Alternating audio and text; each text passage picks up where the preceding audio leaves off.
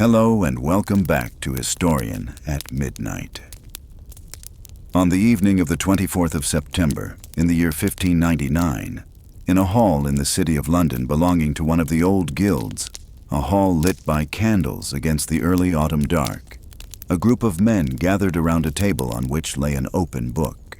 They were merchants, most of them, substantial men of the city, aldermen and grocers and cloth workers and haberdashers, men who smelled of ink and wool and business, and one by one, as the evening went on, they came up to the table and wrote in that book their names, and beside their names, a sum of money.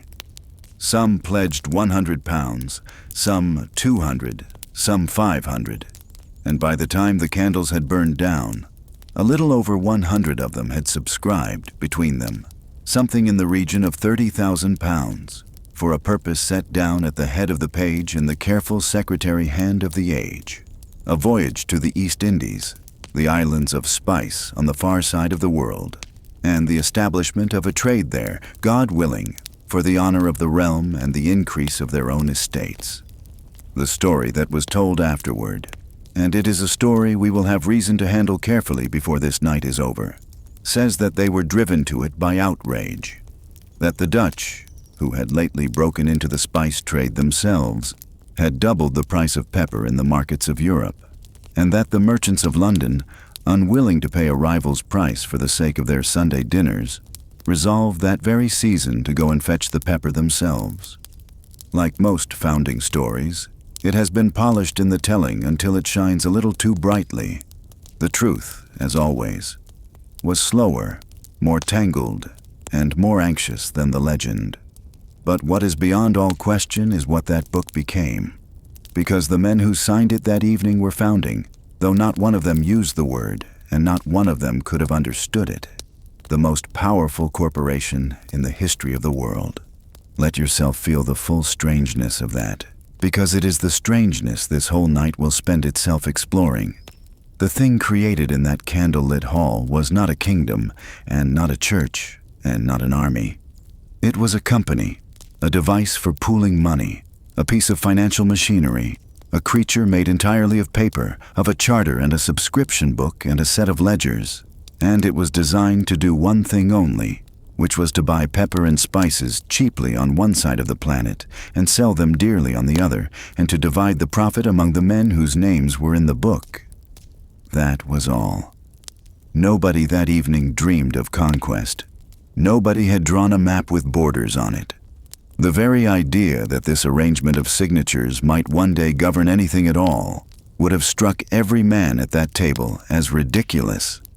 And yet the company they founded would come, across the 2.5 centuries of its life, to raise armies larger than those of the kingdom that chartered it, to fight wars on 3 continents, to coin its own money, and administer its own laws, and collect taxes from tens of millions of people, until, at the height of its power, this private commercial enterprise, still owned by shareholders, still paying dividends, still headquartered in a single building on a single street in London, ruled over something like 1 in 5 of all the human beings then alive on the surface of the earth. No state had granted it that empire. No people had chosen it. It had been assembled, acquisition by acquisition, war by war, almost absent-mindedly, by a business. And here is the deeper strangeness, the one that gives this story its shape, the one worth carrying with you as you settle down into the pillows tonight. The company did not want an empire. Through most of its history, the men who directed it pleaded, in letter after letter that still survives, against conquest, against garrisons, against territory, because territory was expensive and war was ruinous, and the whole purpose of the enterprise was profit. And the empire came anyway, pushed forward by men on the far side of the world whom the directors could not control, by opportunities too tempting to refuse, by each year's emergency and each year's ambition, until the merchants found themselves holding a subcontinent, the way a man in a story finds himself holding a tiger, unable to let go. And the empire, once acquired, devoured the company that had acquired it. The trade withered. The profits turned to debts. The shareholders' enterprise became step by step a department of the very state it had once dwarfed. And in the end, the company was put to death quietly by Act of Parliament, its territories confiscated, its army taken away, its name reduced to a line in a ledger, destroyed not by any foreign enemy, but by the sheer, unmanageable weight of what it had swallowed. A company conquered an empire, and the empire consumed the company. That is the story. And because this company and its great Dutch rival invented, between them, most of the machinery of the modern economic world, the share, the stock exchange, the multinational corporation, the bailout of a firm too large to be allowed to fail. It is also, in ways we will trace gently as the night deepens, a story that is not entirely over, and one that may be sitting, this very evening, in your kitchen cupboard and in your pocket and in the words you speak. Before we drift into the rest of this story, take a quiet moment to like this video and subscribe, but only if you genuinely enjoy what I do here. And if you feel like it, leave your location and your local time down in the comments. It helps other restless, sleepless people find their way to this little corner of the night. And there is something pleasant about knowing that somewhere far away, a stranger is settling under the same dark sky, listening to the same slow story. So get comfortable. Let your shoulders sink into the bed, and let yourself ease into the tale of the East India Companies, the merchants who became kings without ever meaning to be, and of the trade that built them, and the wars that fed them, and the long paper empire that rose out of a subscription book on an autumn evening in London, and fell, 2.5 centuries later, without a single shot being fired at its ending. The scent that moved the world. To understand how a company could conquer an empire, we cannot begin with the company, and we cannot begin with the empire. We have to begin with the reason anyone sailed at all, and the reason, improbably enough, was flavor and fragrance, and the strange, magnetic power that a handful of dried plants exercised over the imagination of an entire civilization. Pepper, cinnamon, ginger, cloves, nutmeg, mace. To us, they are a shelf in the kitchen, so cheap that we scarcely think of them as having a price. To the Europe of 500 and 600 years ago, they were among the most precious substances on earth, worth more than their weight in silver in a bad year. Locked in strong boxes, counted out peppercorn by peppercorn, left in wills.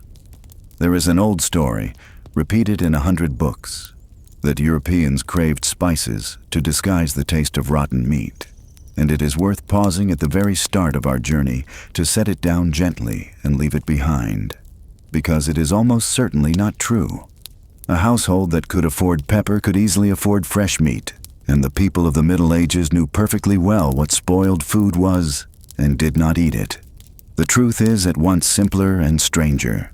Spices were desired because they were wonderful and because they were rare. And because they came from so unimaginably far away, that distance itself became part of their flavor.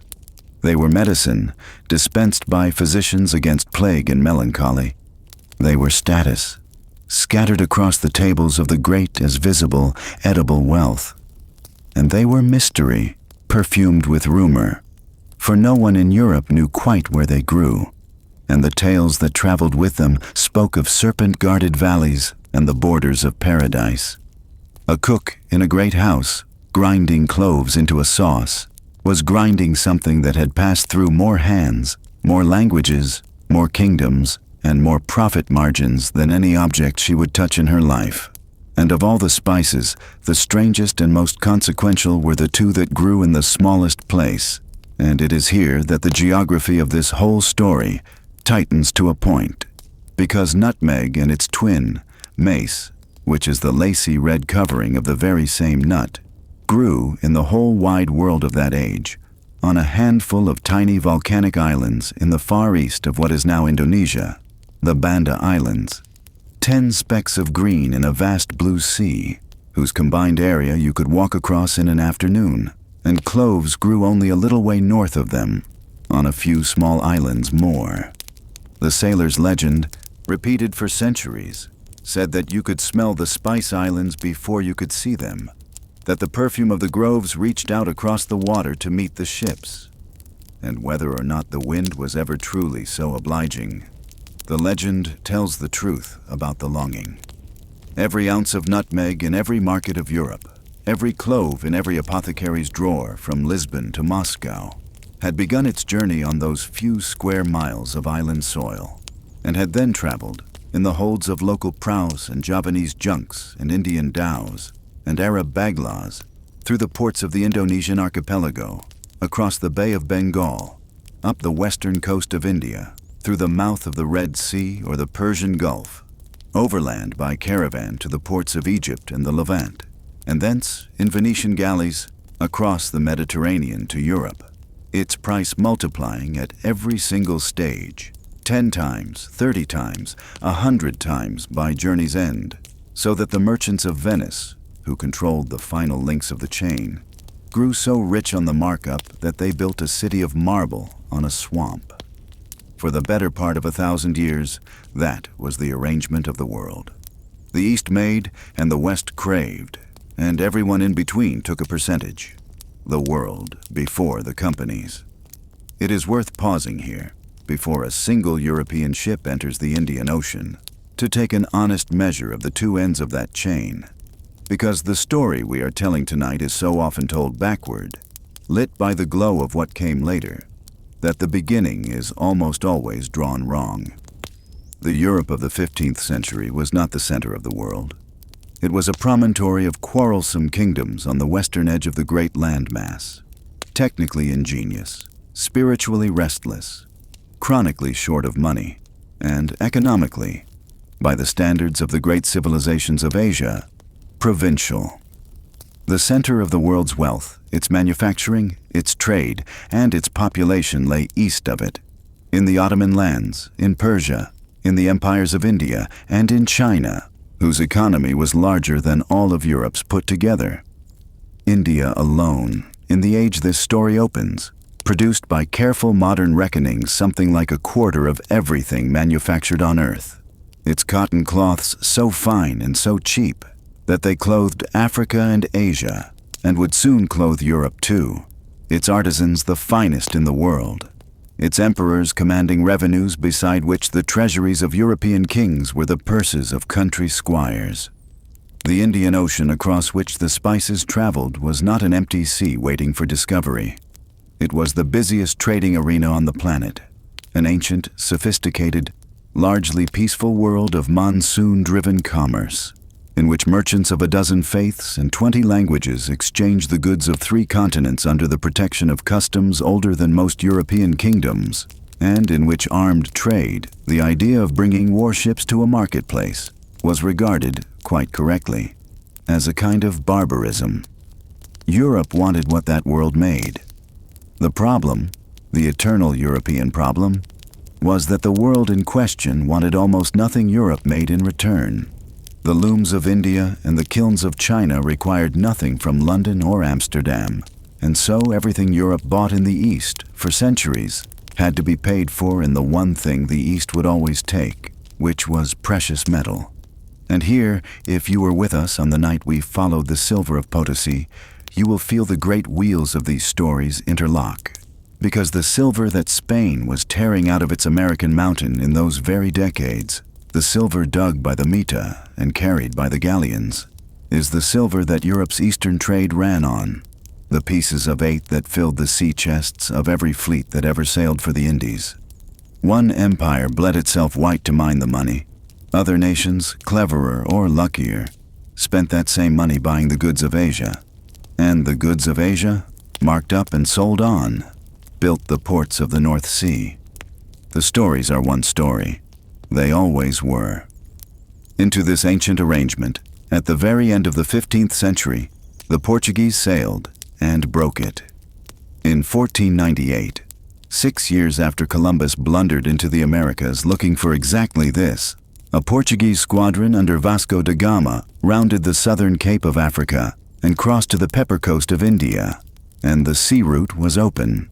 The spices could now travel from the east to Europe in a single hull, bypassing every caravan, every middleman, every Venetian galley, and the markup of a millennium collapsed into the hold of one ship. The Portuguese crown seized the opportunity with both hands and built upon it, across the following century, a chain of fortified harbors from Africa to China, and declared the pepper trade a royal monopoly, and grew rich. And Lisbon replaced Venice as the spice port of Europe, and the northern merchants, Dutch and English and German, came to Lisbon to buy. But the Portuguese enterprise, for all its daring, was a crown enterprise, run like a treasury department, starved of investment, riddled with private corruption, and stretched over impossible distances, and by the century's end it was visibly tiring. And then, in the 1580s and 90s, politics did what competition had not, because Portugal's crown fell by inheritance to the King of Spain, the same Philip whose paperwork and bankruptcies we sat with on another long night. And Philip was at war with the Dutch and intermittently with the English, and the port of Lisbon was closed to his enemies' ships. The merchants of the north were cut off, at a stroke, from the source of the goods their fortunes were built on. If they wanted the wealth of the East now, there was only one way left to get it. They would have to go themselves, around the whole of Africa, into an ocean their pilots had never seen, past the guns of the Portuguese, to the far side of the world.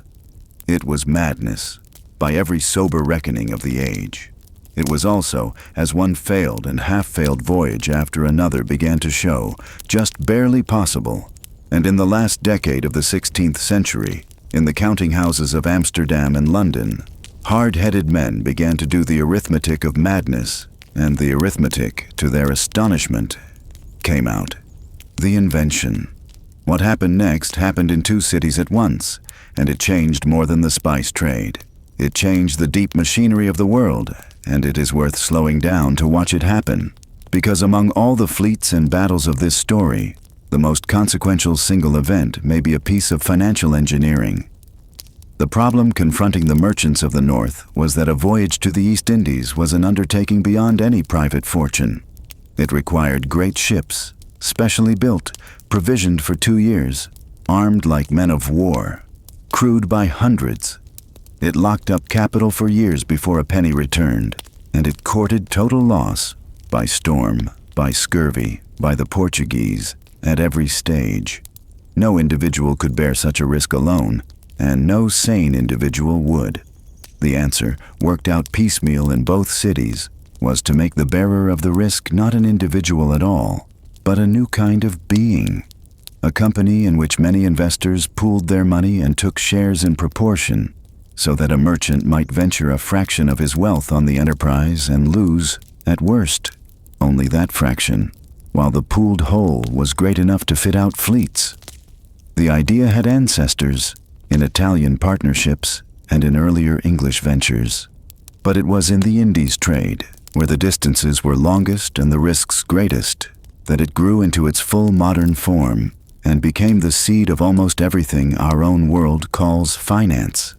The Dutch, characteristically, built the bigger machine. In their first wild years, the ports of the Netherlands had spawned rival syndicates in half a dozen cities, whose competing fleets bid up prices in the islands and down in Amsterdam, until the leaders of the young republic, in an act of statesmanship disguised as a merger, forced them all together, and in the spring of 1602 there was chartered the United East India Company of the Netherlands, the Verenigde Oostindische Compagnie, the VOC, and its founding document was a constitution for a new kind of power. Its capital was enormous, some 6.5 million guilders, roughly 10 times what the Londoners had scraped together. Its charter ran not for one voyage but for 21 years, so that the capital stayed invested and the enterprise became permanent. And, in a set of clauses whose consequences would echo for 2 centuries, the States General of the Netherlands delegated to this private company, for all the lands east of the Cape of Good Hope, the powers of a sovereign state, the right to build forts, to maintain armies and fleets, to make war and peace, to sign treaties with Eastern princes, to administer justice, and to coin money. Read that list again, slowly, and hear what it is. A government, in every practical particular, granted by charter to a board of merchants, and aimed like a weapon at the other side of the world. And One thing more was born in those same months, almost as a byproduct, and it may be the most durable thing in this entire story. Because the VOC's shares were open to any subscriber, from great magnates down to household servants, and more than 1,000 people bought them. And because the charter ran so long, subscribers who wanted their money back could not simply withdraw it, but were permitted instead to sell their shares to others. And so there arose, in Amsterdam, a standing traffic in the shares themselves, a place where paper claims on future profit were bought and sold every day, their price rising and falling with rumor and war and the sighting of returning sales. It was the first true stock market in the history of the world, with everything that has ever followed from stock markets. Within a very few years, Amsterdam had seen the first sustained boom in share prices, the first shareholder revolt, and, courtesy of a disgruntled former director named Isaac Lemaire, the first organized campaign of short selling, the art of profiting from a fall you have predicted or arranged. And the authorities, in response, drafted the world's first regulations against abusive trading in shares. Every exchange floor on Earth, every ticker, every pension invested in stocks, every panic and every bubble of the last 400 years descends in a straight line from that Amsterdam courtyard where men haggled over fractions of a spice company. The paper had begun to live its own life. The English company, chartered by Queen Elizabeth on the very last day of the year 1600, with the grand and unwieldy name of the Governor and Company of Merchants of London trading into the East Indies, was by comparison a modest affair, and it is worth holding the two side by side for a moment, because their differences will drive a century of this story. The English company was smaller by an order of magnitude, financed voyage by voyage in its early years, so that each expedition was a separate gamble wound up when the ships came home. It had no state behind it to speak of, for the English crown, chronically poor, gave it a monopoly of the eastern trade among Englishmen, and its blessing, and nothing else. And where the Dutch charter breathed conquest, the English one breathed commerce, and the London directors would spend decades reminding their servants overseas, in phrases that read now with a terrible irony, that wars and fortifications ate profit, that their business was trade and not dominion, and that the company's true strength lay in its ledgers and not in its guns. Two creatures of paper, then, hatched within 2 years of each other at opposite ends of the North Sea, one born armed, one born counting, and both of them aimed at the same few islands of nutmeg on the far side of the world, where there was not, as the merchants of both cities would slowly and bloodily discover, room for two. Aboard an India man. Before we follow the companies into their first collision, it is worth going down, as we like to do on these long nights, from the map to the deck, because the trade we are talking about was not an arrow on a chart. It was a voyage, one of the longest and hardest that human beings had ever undertaken as a matter of routine, and the whole gorgeous edifice of dividends and share prices rested at the bottom, on the bodies of the men who made it. An East India man outward bound was a wooden world of 300 or 400 souls, sailors and soldiers and merchants' clerks and craftsmen, packed into a hull that also carried cannon, trade goods, and chest upon iron-bound chest of silver coin, the pieces of 8 without which no business could be done in the East. And from the day the ship dropped down the river with the tide, every man aboard entered a life measured out in biscuit and watch bells. The route itself was a kind of ordeal designed by geography, south through the Atlantic to the doldrums, where the ship might sit becalmed for weeks under a hammering sun, while the water in the casks went green and thick. Then the long slant across to the Southern Ocean and the great turn eastward around the Cape, where the westerly gales that sailors would come to call. The roaring 40s could drive a ship along magnificently and could also, in an hour, strip her of her masts. And then the final reach north and east across the Indian Ocean, months from any friendly port, navigating by dead reckoning and prayer, toward coasts whose charts were half rumor.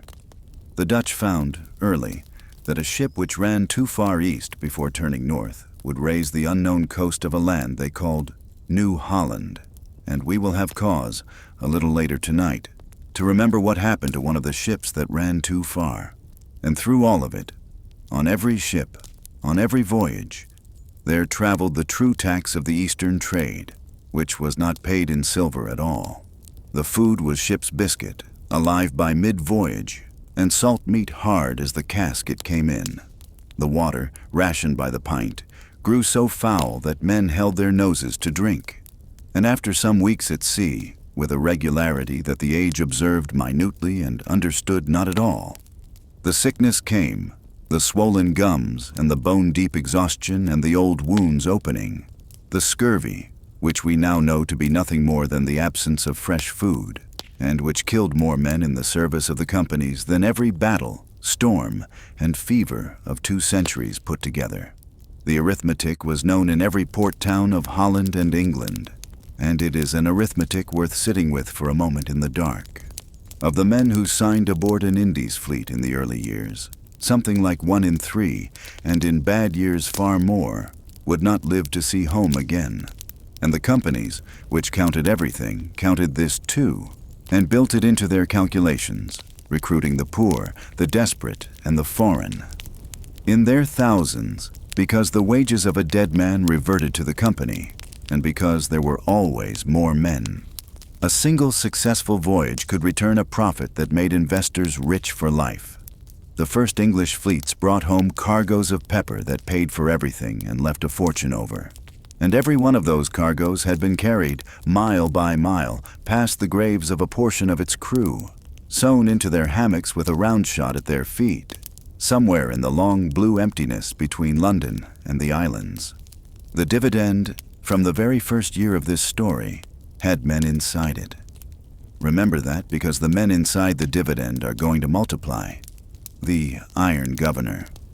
The Dutch reached the Spice Islands first in force, and what they built there and what it cost is the part of this story that the share certificates never recorded, and the part that this channel, if it is honest, cannot pass over, because the fortunes of Amsterdam's golden age were founded, in their first instance, on one of the most complete and deliberate atrocities of the early modern world. The problem, as the directors of the VOC saw it from their paneled boardroom, was elegant in its cruelty. The spices were cheap in the islands and dear in Europe only so long as the supply was controlled. And the supply could not be controlled so long as the islanders who grew the nutmeg and cloves were free to sell to all comers, to Javanese and Malay and English buyers as well as Dutch. And so the company resolved, in the language of contracts and monopolies, that the Banda Islands must sell to the company alone, at the company's price, forever. The Bandanese, a proud trading people who had bought and sold across those seas for centuries, signed some agreements under the guns of visiting fleets and broke them as soon as the fleets sailed, as free people will, and traded with the English, who were only too happy to encourage them. And in the counting houses of Amsterdam, this was booked not as commerce but as treachery. And in 1621, the company's governor-general in the East, a man in his early 30s named John Pieterzoon Cohen, a brilliant, tireless, utterly ruthless administrator who had written to his directors, in words that survive in the archives, that trade in Asia could not be maintained without war, nor war without trade, sailed to Banda with a fleet and a small army, and settled the question of the nutmeg monopoly in the only way that guaranteed it could never be reopened. His soldiers and the Japanese mercenary swordsmen the company employed hunted the population of the islands from their villages into the mountains. The leading men of Banda, dozens of them, were tortured and executed, beheaded and quartered in a bamboo enclosure, while the company's clerks recorded the proceedings.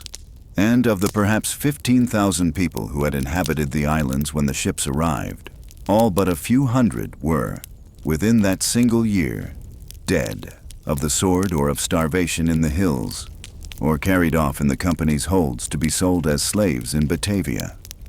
The islands, emptied, were then divided into plantation lots and leased to Dutch planters, who worked them with enslaved labor imported for the purpose, growing nutmeg for the company at a fixed price, under a monopoly now perfect and permanent.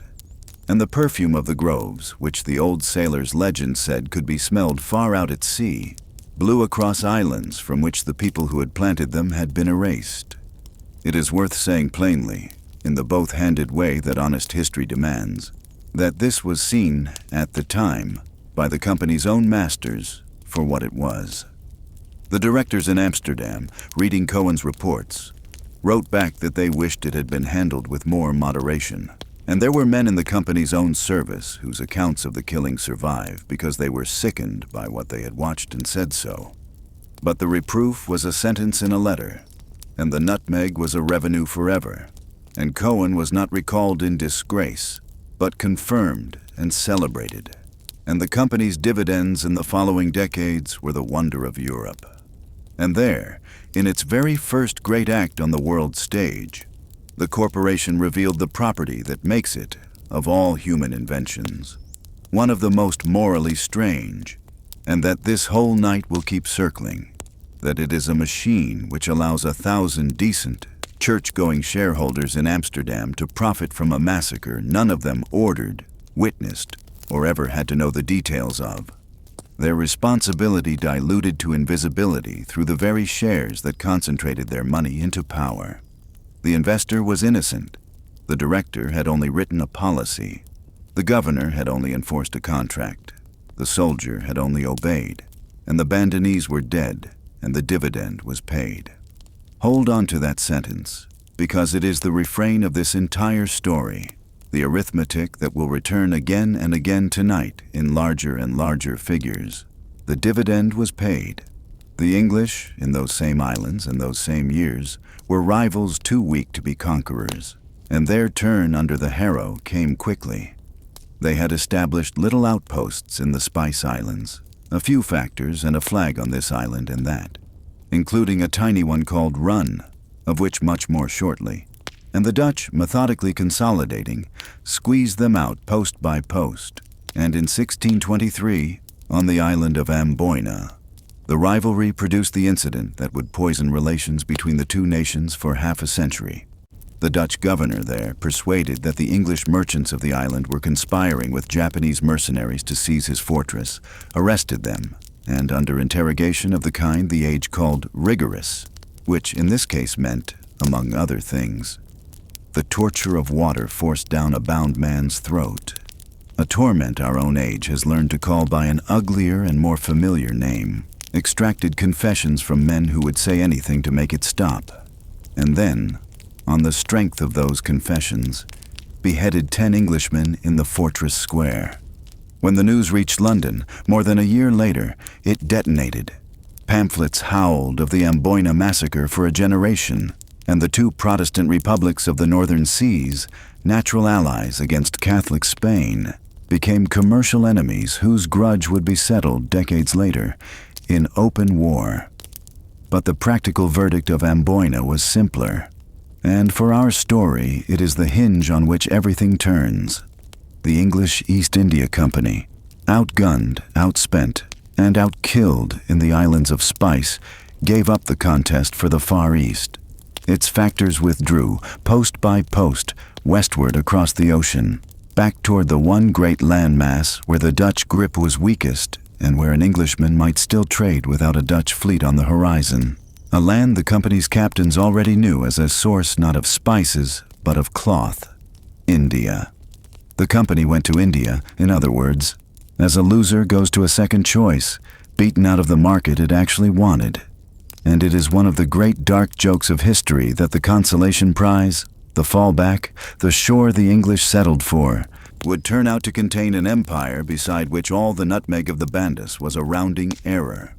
The Dutch had won the war for the islands. In doing so, without either party understanding it for 100 years, they had lost the war for the world. The island traded for Manhattan. But before we follow the English to India, the islands have 2 more stories to give us, and the first is small enough to hold in the hand, and it may be the single most instructive bargain in the history of real estate.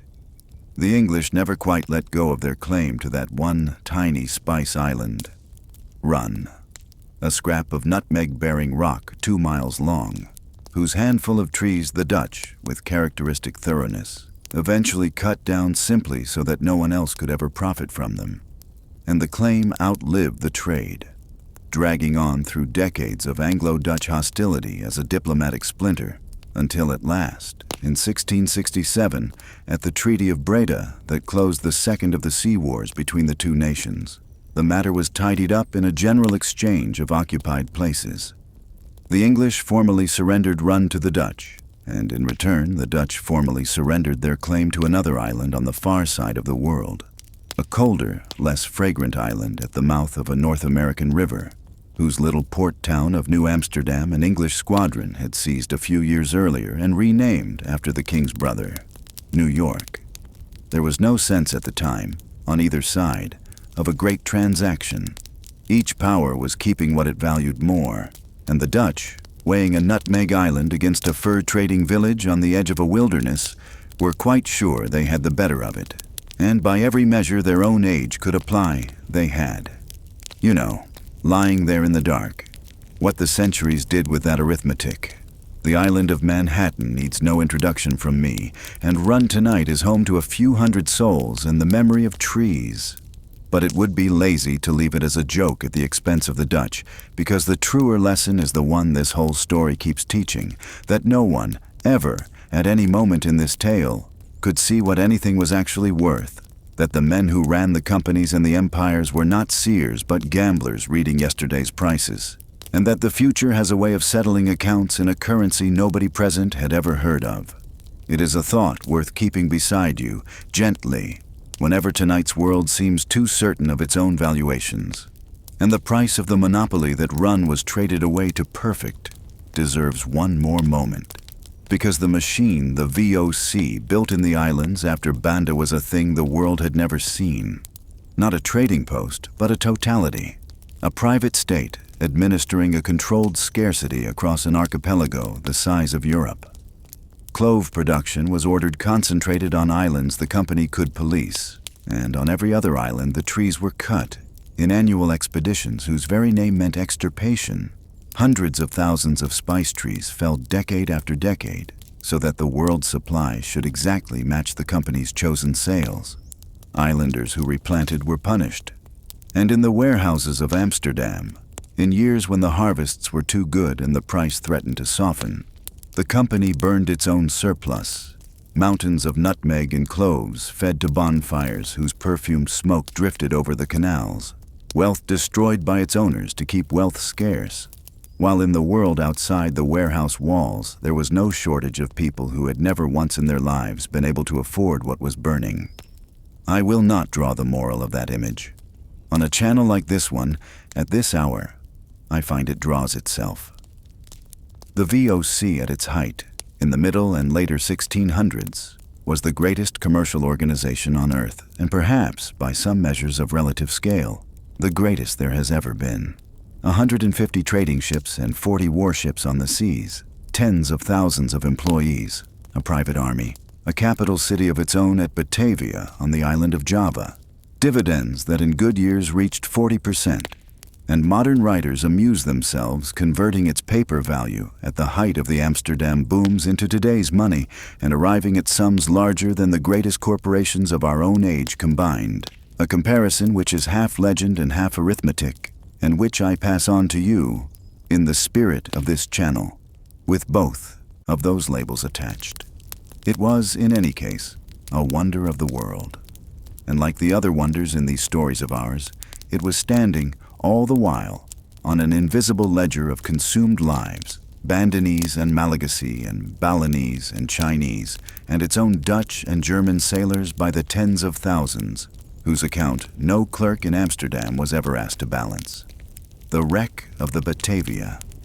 The second story the islands have to give us is the one I promised when we spoke of ships that ran too far east, and I will tell it here, in the deep middle of the night, because it belongs to a particular species of story we have visited before on this channel, the kind in which the sea keeps something for centuries, and then, in our own lifetime, gives it back. In the autumn of 1628, there sailed from Holland the pride of the company's new construction, a great Indiaman named, after the company's own eastern capital, the Batavia, Outward bound on her maiden voyage with more than 300 people aboard, sailors and soldiers, and, unusually, families, women and children emigrating to the settlements, together with chests of silver and a great stone gateway, cut and numbered in Holland, for the fortifications of the East. She never reached the East.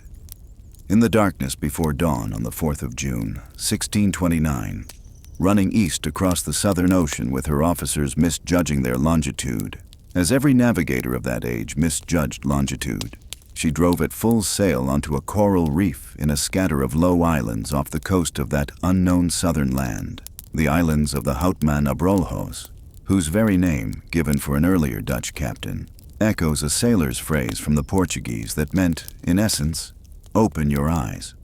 The ship held together on the reef long enough for most of those aboard to reach two small islands nearby, waterless scraps of coral shingle. And there, with the wreck breaking up behind them, began one of the darkest passages in all the annals of the sea. The commander of the expedition and the senior officers, taking the largest boat on the pretext of seeking water, made instead for Java, an open boat voyage of some 2,000 miles, which they survived, and which stands, as seamanship, beside the most celebrated small boat passages ever made. And they left behind, on those bare islands, more than 250 men, women, and children, under the effective authority of the most plausible officer remaining, an apothecary turned company merchant named Geronimus Cornelis.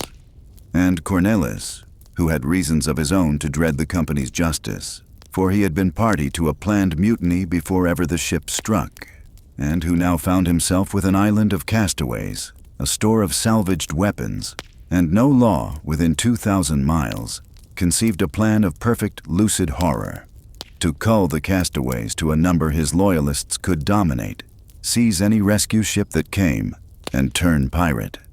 What followed, over 6 weeks on those coral islands, was murder as administration, killing organized with meeting room calm, the strong drowned in parties sent out to fish, the sick dispatched in their shelters by night, women kept alive for the use of the killers, children murdered so that their rations might be saved, until at least 120 of the shipwrecked, by the counts later taken, had been butchered by their own shipmates, on islands too small to hide on, under a sky with no witnesses.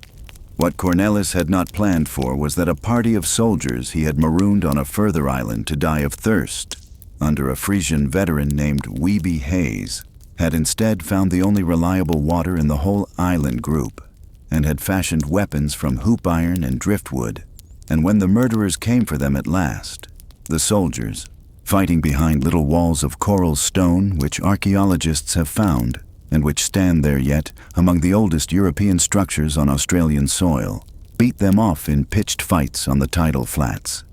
And it was in the very midst of the final assault that a sail lifted over the horizon, the rescue ship from Java, and the race across the water to reach her first was won by Hayes, and Cornelis's kingdom collapsed in an afternoon.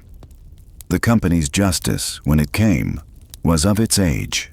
Torture, confession, and the gallows raised on the islands themselves, with the chief murderer's hands struck off before hanging, and 2 of the young mutineers, judged less guilty, were spared the rope and instead put ashore on the mainland coast of the great unknown southern land, and left there, with trade goods and instructions to make themselves useful among the inhabitants, and sailed away from and never seen again. And those 2, a soldier and a cabin boy, thus became, by abandonment, the first European residents of the continent of Australia, half a lifetime before any Englishman saw it. And what became of them, whether they perished in that immensity or lived out their years among the people of the coast, whose traditions and even bloodlines have been searched in our own time for some trace of them, nobody knows, and nobody now will ever know.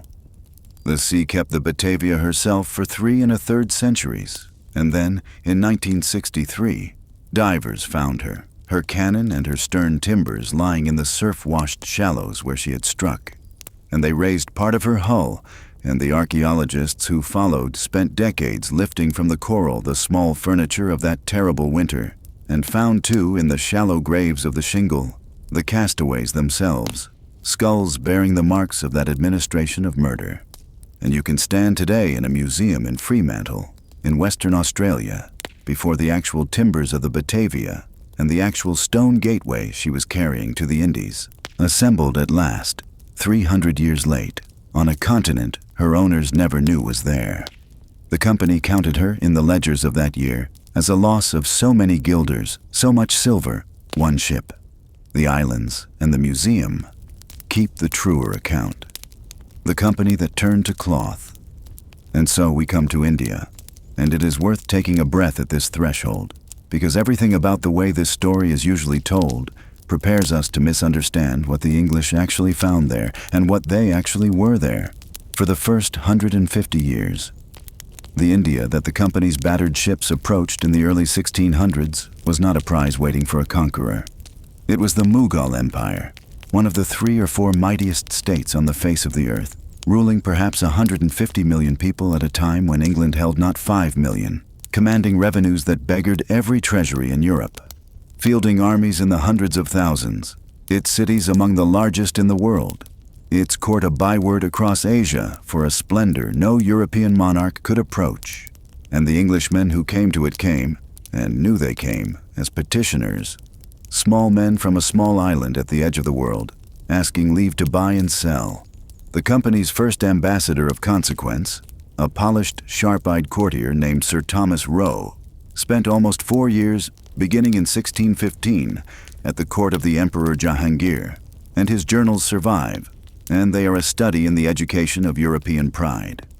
He came prepared to negotiate a treaty between sovereigns, and found that the empire did not sign treaties with merchants, that his carefully chosen presents from the King of England were received the way a great house receives a tradesman's samples, and that the empire's interest in England amounted, politely, to nothing at all, for there was nothing England made that India needed.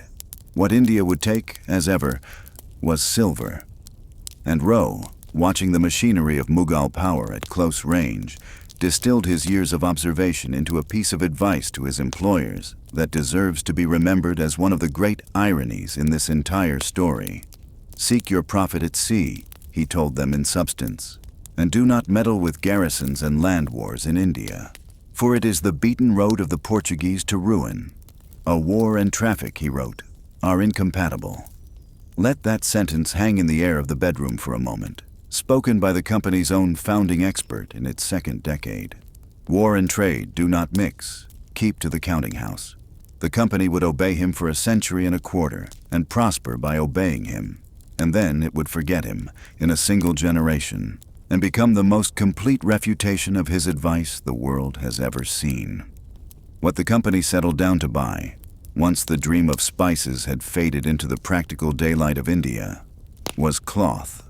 And here, in this quiet substitution, pepper for calico, lies one of the great unmarked turning points of world history, for it made the company a dealer in the one commodity that everyone on earth, in every climate and every rank of life, has to have. Indian weavers, spinners, and dyers were, by the plain consent of every market on 3 continents, the finest on the planet and the cheapest, the cottons of Gujarat and the Coromandel coast and Bengal, the calicos and chintzes and muslins, painted and printed in colors that European dyers could not hold and woven to finenesses European looms could not touch, had clothed the Indian Ocean world for 1,000 years. And when the company began shipping them home in bulk, England discovered what everyone else already knew. The calico craze of the later 1600s is hard to exaggerate. Fabrics light, washable, bright, and cheap, in a Europe dressed in wool and linen, swept through every rank of society, until moralists thundered from pulpits against a nation undone by painted cottons, and the company's auctions in London became one of the engines of world commerce, and the goods marched on from London into Europe, into Africa, into the Americas. And England's own weavers, watching their markets vanish into the holds of East India men, did what threatened industries do. They rioted, tearing calico gowns from women's backs in the streets of London in ugly seasons of protest, and they petitioned, and Parliament, in the early 1700s, obliged them with acts that banned outright the wearing of most imported printed cottons in England. If you kept me company on the night we watched Spain, you will feel the deep rhyme here, and it is worth pausing one heartbeat on it. Spain, flooded with treasure, let its industries die and bought from foreigners. England, flooded with Indian cloth, slammed the door and protected its own. And behind that protective wall, across the following century, English workshops set themselves, with every incentive in the world, to imitating and then mechanizing the very cottons they had banned. A project whose eventual offspring, the spinning frames and mills of Lancashire, would in the fullness of time reverse the current of 1,000 years and clothe India, itself in cloth spun by English machines. Nobody planned that. A tariff raised to quiet rioting weavers became across 100 years a hinge of the Industrial Revolution, and the company that provoked the ban prospered anyway, re-exporting its cottons to every shore the ban did not cover, and the weavers of Bengal, who had felt nothing yet, had been marked, all unknowing, by a parliament on the far side of the earth. The threads of this story pull tight across whole centuries. That is why we tell it slowly. 3 villages.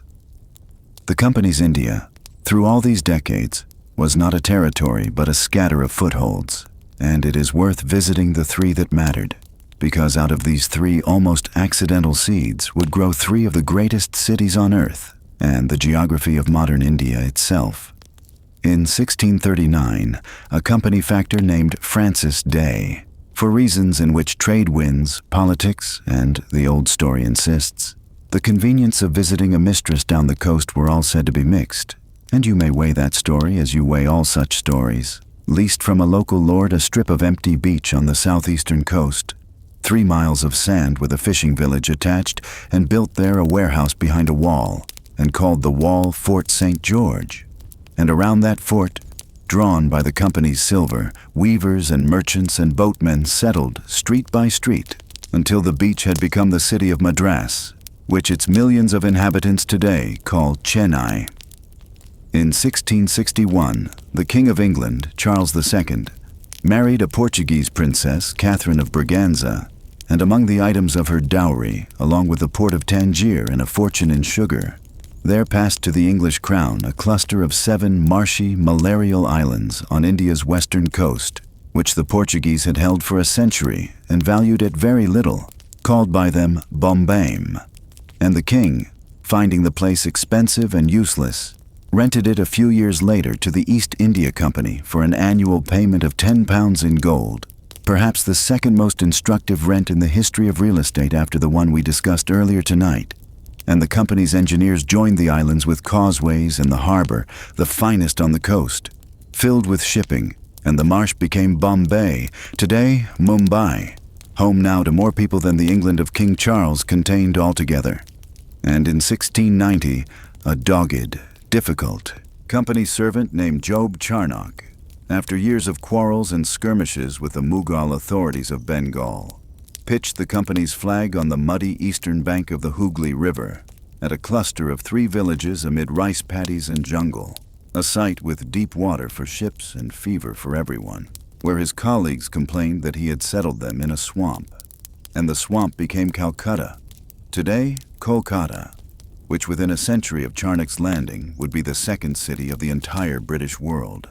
3 villages, a beach, a marsh, a swamp. It is worth holding them in your mind's eye as they were, the surf breaking on empty sand, the tide moving in the mangroves, because history has few better illustrations of its favorite trick, which is to hide the enormous inside the negligible, and because the men who signed those leases, thinking of warehouse rents and the next season's cargo, were laying out, without the faintest suspicion of it, the floor plan of an empire and of the republic that would one day succeed it. Life in those early factories, as the trading posts were called, deserves its moment too, because before the company was terrible, it was merely mortal, and the mortality was astonishing. The young men who came out as writers, the company's word for its junior clerks, came for the classic reason that a few years of India, with private trade on the side, might make a modest man rich, and India, with magnificent indifference, killed most of them before it paid them.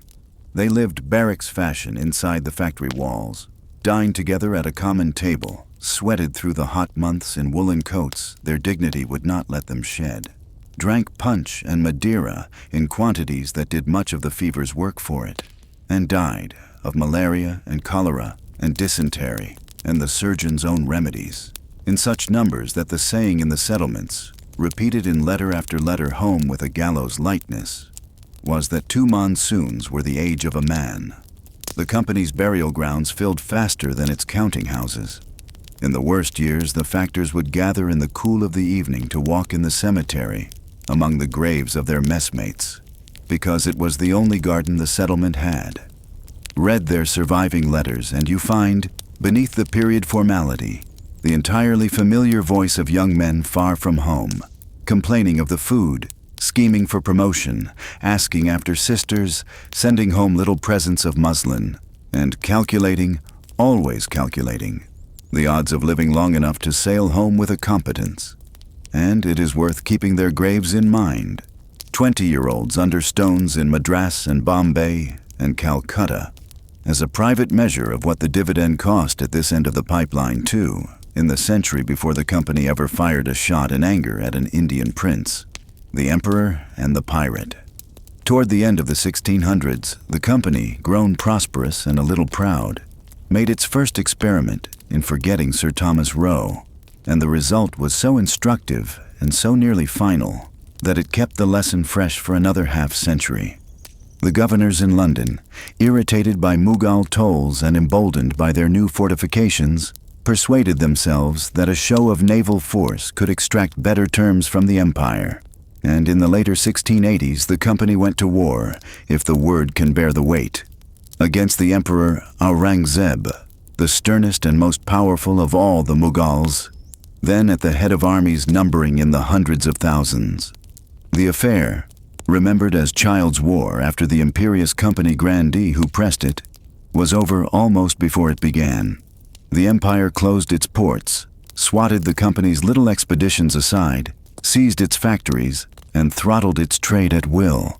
And the company, facing extinction, sued for pardon and obtained it only by a submission so complete that its envoys, the emperor's chroniclers noted with satisfaction, prostrated themselves in the old style before the throne, and paid an indemnity, and begged, successfully, to be allowed to be merchants again.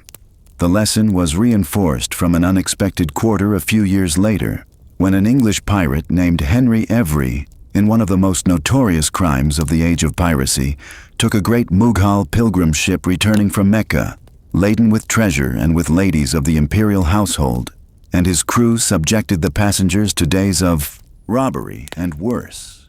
And Aurangzeb, with every reason to see all Englishmen as one tribe of sea thieves, came within a hair of expelling the company from India altogether, and was dissuaded only by frantic diplomacy, the company undertaking to hunt the pirates itself, and to compensate the losses, while in London the government, to save the India trade, mounted what has a fair claim to be the first worldwide manhunt in history, with a price on Every's head across 4 continents. And Every, in the way of the best sea legends, was never caught, vanishing from the record with his gold, into rumor and into the ballads. But mark what the whole affair reveals, because this is the measure to keep beside everything that comes later tonight. At the close of the 17th century, the East India Company existed in India entirely on sufferance, a flea on the hide of an elephant, holding 3 fortified towns by imperial license, bowing to governors, paying tolls, hunting pirates to appease an emperor whose smallest provincial army could have driven every European into the sea. No sober observer alive in 1700, English, Dutch, or Indian, would have predicted anything else for the century ahead. Within 60 years of Aurangzeb's death, the company would rule Bengal. The explanation of that reversal, one of the most sudden in world history, is not to be found in London at all, and it is to the causes of it, the slow cracking of the great Mughal roof, that our story must turn next.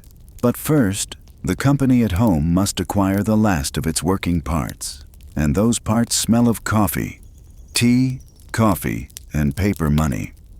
The London that the company's ships came home to, in the decades around 1700, was in the grip of two new addictions, and both of them belong to our story, because one transformed the company's trade and the other transformed its ownership. The first was caffeine. Coffee had arrived from the Ottoman world in the middle of the 1600s, and the coffee house had multiplied through London by the hundreds. A new kind of institution altogether, a penny a cup and all the newspapers a man could read, where merchants and brokers and sea captains and gossips sat elbow to elbow, and information moved faster than it had ever moved in England before.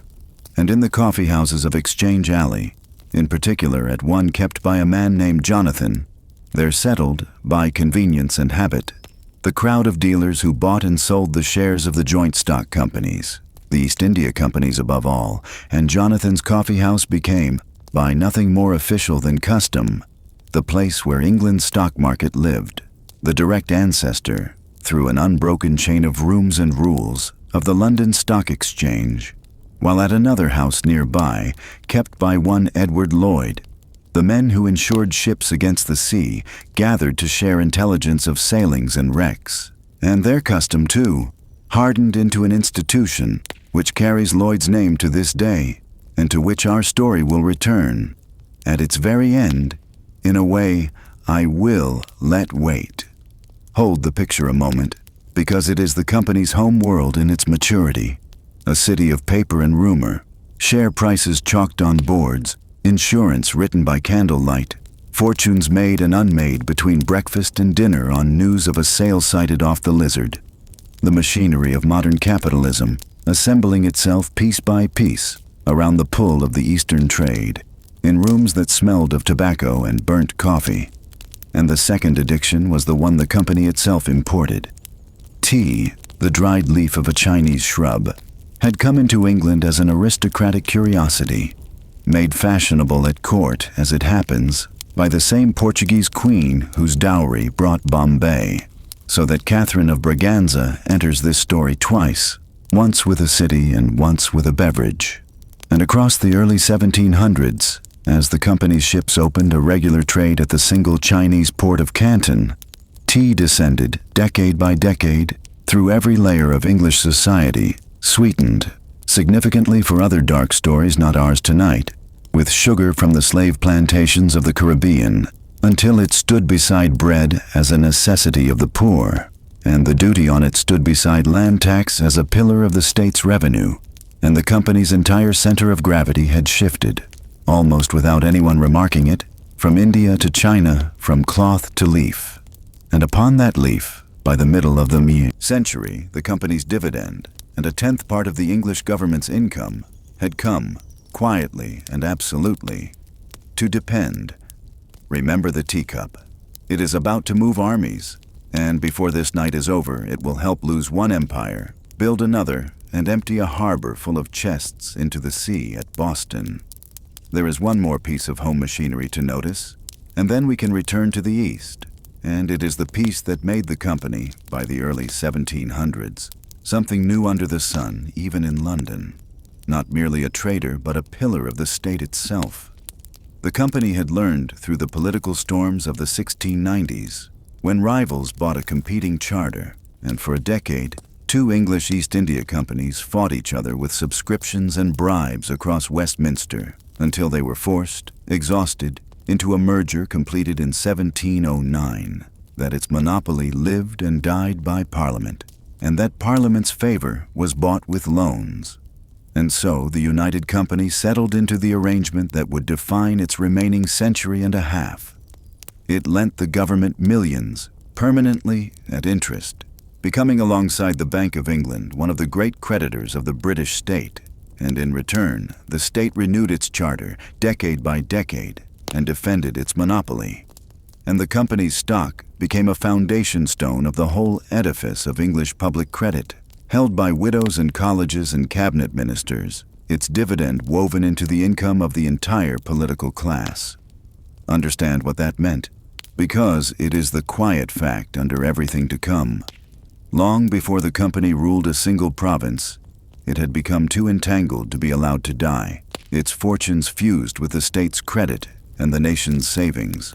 so that when, in the fullness of time, its servants on the far side of the world began to do extraordinary and terrible things, the men in Westminster who might have checked them would find themselves again and again staring into the ledger and discovering that the company's ruin would be England's and flinching, and the dividend would be paid.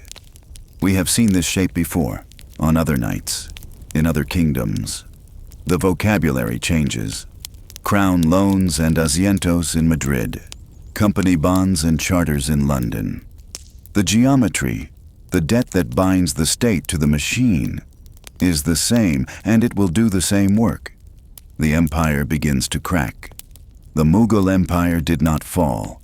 That is the first thing to say, and the saying of it matters, because the simple story, the one in which a decrepit India lay waiting for vigorous Europeans, is not only wrong, but was itself later a weapon, manufactured to make what happened look inevitable and therefore innocent.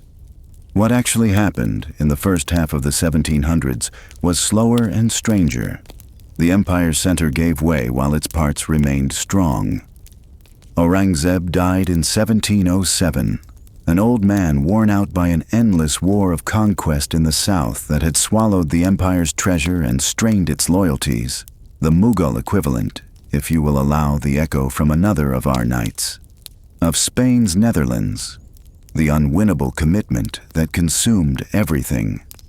And after him, the throne of Delhi passed through a rapid shuffle of short reigns, coups, and puppet emperors, while real power drained outward to the great provincial governors, who continued to rule in the emperor's name, minting his coin and reading the prayers in his honor, while behaving more and more as sovereigns of independent states. Bengal under its nawabs, the richest province of them all, Hyderabad in the south, Awadh in the north, and beyond them the rising powers that owed Delhi nothing at all, the Maratha Confederacy spreading out of the western hills across the whole middle of India, and Mysore in the far south. The decisive humiliation came in 1739, when the Persian conqueror Nader Shah swept through the passes, shattered the imperial army, occupied Delhi, and, after a massacre in the city streets, marched away with a treasure whose inventory reads like the plunder of a civilization. The accumulated hoard of the Mughal dynasty, elephants and jewels beyond counting, the great diamond that would end its wanderings by roads too tangled to follow tonight, in a crown in London, and the peacock throne itself, the jeweled seat of the emperors, carried off to Persia and broken up, so that the very furniture of Mughal glory left the stage a full generation before the company's soldiers ever won a battle that mattered. India, after 1739, was not a corpse. It was something more dangerous to itself, a continent-sized system of successor states, wealthy, sophisticated, and armed, competing with one another for the fragments of imperial legitimacy, hungry for revenue and therefore for soldiers, and increasingly willing to hire, among the many military specialists the age offered, a new and curious kind of contractor, the European Trading Company, with its disciplined infantry and its ship-borne guns. For there was one thing, exactly one, that the Europeans on the coasts now did better than anyone in India. And it is worth being precise about it, because it was not courage, and it was not cleverness, and it was certainly not virtue. It was drill, the grinding, unglamorous parade ground discipline, perfected in Europe's incessant wars, by which a body of infantry could be trained to load and fire in synchronized volleys, to hold formation under cavalry charge, to wheel and advance across a battlefield as a single machine, and join to it the quick-firing field cannon that such infantry could protect. The demonstration came in the 1740s on the southeastern coast, and the demonstrators were not the British but the French, whose own East India Company, a late-founded state-run affair chronically starved of capital but commanded at that hour by men of dangerous imagination, held the port of Pondicherry down the coast from Madras. In 1746, in a skirmish by the Adyar River outside Madras, a few hundred French-trained soldiers, most of them Indian recruits, sepoys, from the Persian word for soldier, drilled in the European manner, stood off and shattered a Nawab's army many times their size, and every court in southern India took note of the arithmetic. What followed, through the 1740s and 50s, was a school of war and politics remembered as the Carnatic Wars, in which the French and British companies, nominally mere merchants, hired themselves and their sepoy battalions into the succession disputes of southern princes, propping up rival claimants, taking territories and revenues in payment, and discovering, trial by trial, the two facts that would decide the century: that small drilled armies could beat enormous ones, and that Indian revenues could pay for the drilled armies, so that a company with a foothold and a treasury of promises could make itself kingmaker, and the kingmaker, in time, king. The French invented the game. A French governor, Dupleix, dreamed the dream first, and was recalled by a company that thought him mad and expensive. And the British, who had the better navy, the deeper purse, and, in the person of a moody, unmanageable young writer turned soldier named Robert Clive, a gambler of genius, learned the French game and played it to the end of the board. But it was in the north, in Bengal, that the game found its great prize, and it is to Bengal, and to a June night in 1756, that legend has made one of the most famous nights in imperial history, that we now must go. The night in the black hole, and what we can and cannot know. Bengal at mid-century was the treasure house of India, and everyone said so in the same breathless terms. The delta of the Ganges, a green world of rice and rivers whose weavers supplied the muslins of half the earth, whose revenues sustained the Mughal north, and whose ports made fortunes for every trader in Asia. The paradise of nations, contemporaries called it, and the company's Calcutta. By the 1750s, a boom city of perhaps 200,000 was growing fat on it. Over this province presided a young new Nawab, Siraj-ud-Dawla, barely 20, headstrong, suspicious, and, whatever his failings, quite right about the thing that mattered. He had watched the Europeans' wars in the south. He saw the company fortifying Calcutta against his authority and sheltering his enemies and abusing its trade privileges. And he understood, earlier than most, that these merchants were becoming something other than merchants. In June of 1756, he marched on Calcutta with an army the company could not begin to resist. The British leadership abandoned the town in a scramble of boats that left their own garrison behind, a flight remembered without pride, and the fort fell, and its surviving defenders were taken prisoner, and on the night of the 20th of June, they were confined, on someone's order, or no one's. In the fort's own small military lockup, a room the English called the Black Hole, some 14 feet by 18, with 2 barred windows, into which were crowded, in the worst heat of the Bengal summer, a number of prisoners that the most famous account puts at 146, of whom, that account says, 23 came out alive in the morning, the rest having died in the night, of heat and crush and thirst, in scenes that the account renders in harrowing detail. That account was written by a survivor, John Zephaniah Holwell, a company servant of talent and, it must be said, of demonstrated imagination, and it became one of the most influential atrocity narratives ever published in the English language, reprinted for a century and a half, taught to generations of school children as the founding crime that justified everything that followed, the monument to it standing in the center of Calcutta into living memory. And it is here, as so often on this channel, that we owe the night some honesty, because historians who have gone back through the muster rolls and the contemporary letters have found the arithmetic of Holwell's account impossible. The room could not have held the number he claimed. Other survivors' accounts differ from his and from each other, and the most careful modern reckonings suggest a smaller number imprisoned, perhaps 60 or so, and a death toll in the 20s, while some scholars note that the Nawab himself almost certainly never ordered or even knew of the confinement, the prisoners having been shut up by underlings in the chaos of a fallen city, and that Holwell's tale grew in the telling as such tales do, and grew most significantly when there was empire to justify. None of that resurrects the men who did die gasping in that room, and the honest middle, as ever, holds both truths at once.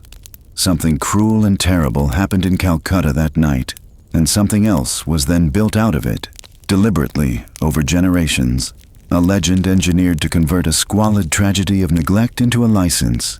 And when we meet, later tonight, the far greater and better documented atrocities that the company's own rule would preside over, it will be worth remembering with what different energy the two kinds of story were counted, published, and remembered. Who counts and who is counted? It is the oldest question in this channel's ledger, and the black hole is one of its sharpest cases. Plassey.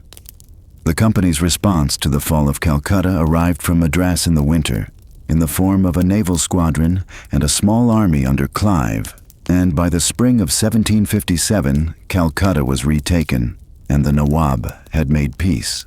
And there, by every instruction his employers had written him, the matter should have rested. It did not rest, because in the meantime a conspiracy had formed in Murshidabad, the Nawab's own capital. And this is the true and insufficiently famous heart of the whole affair.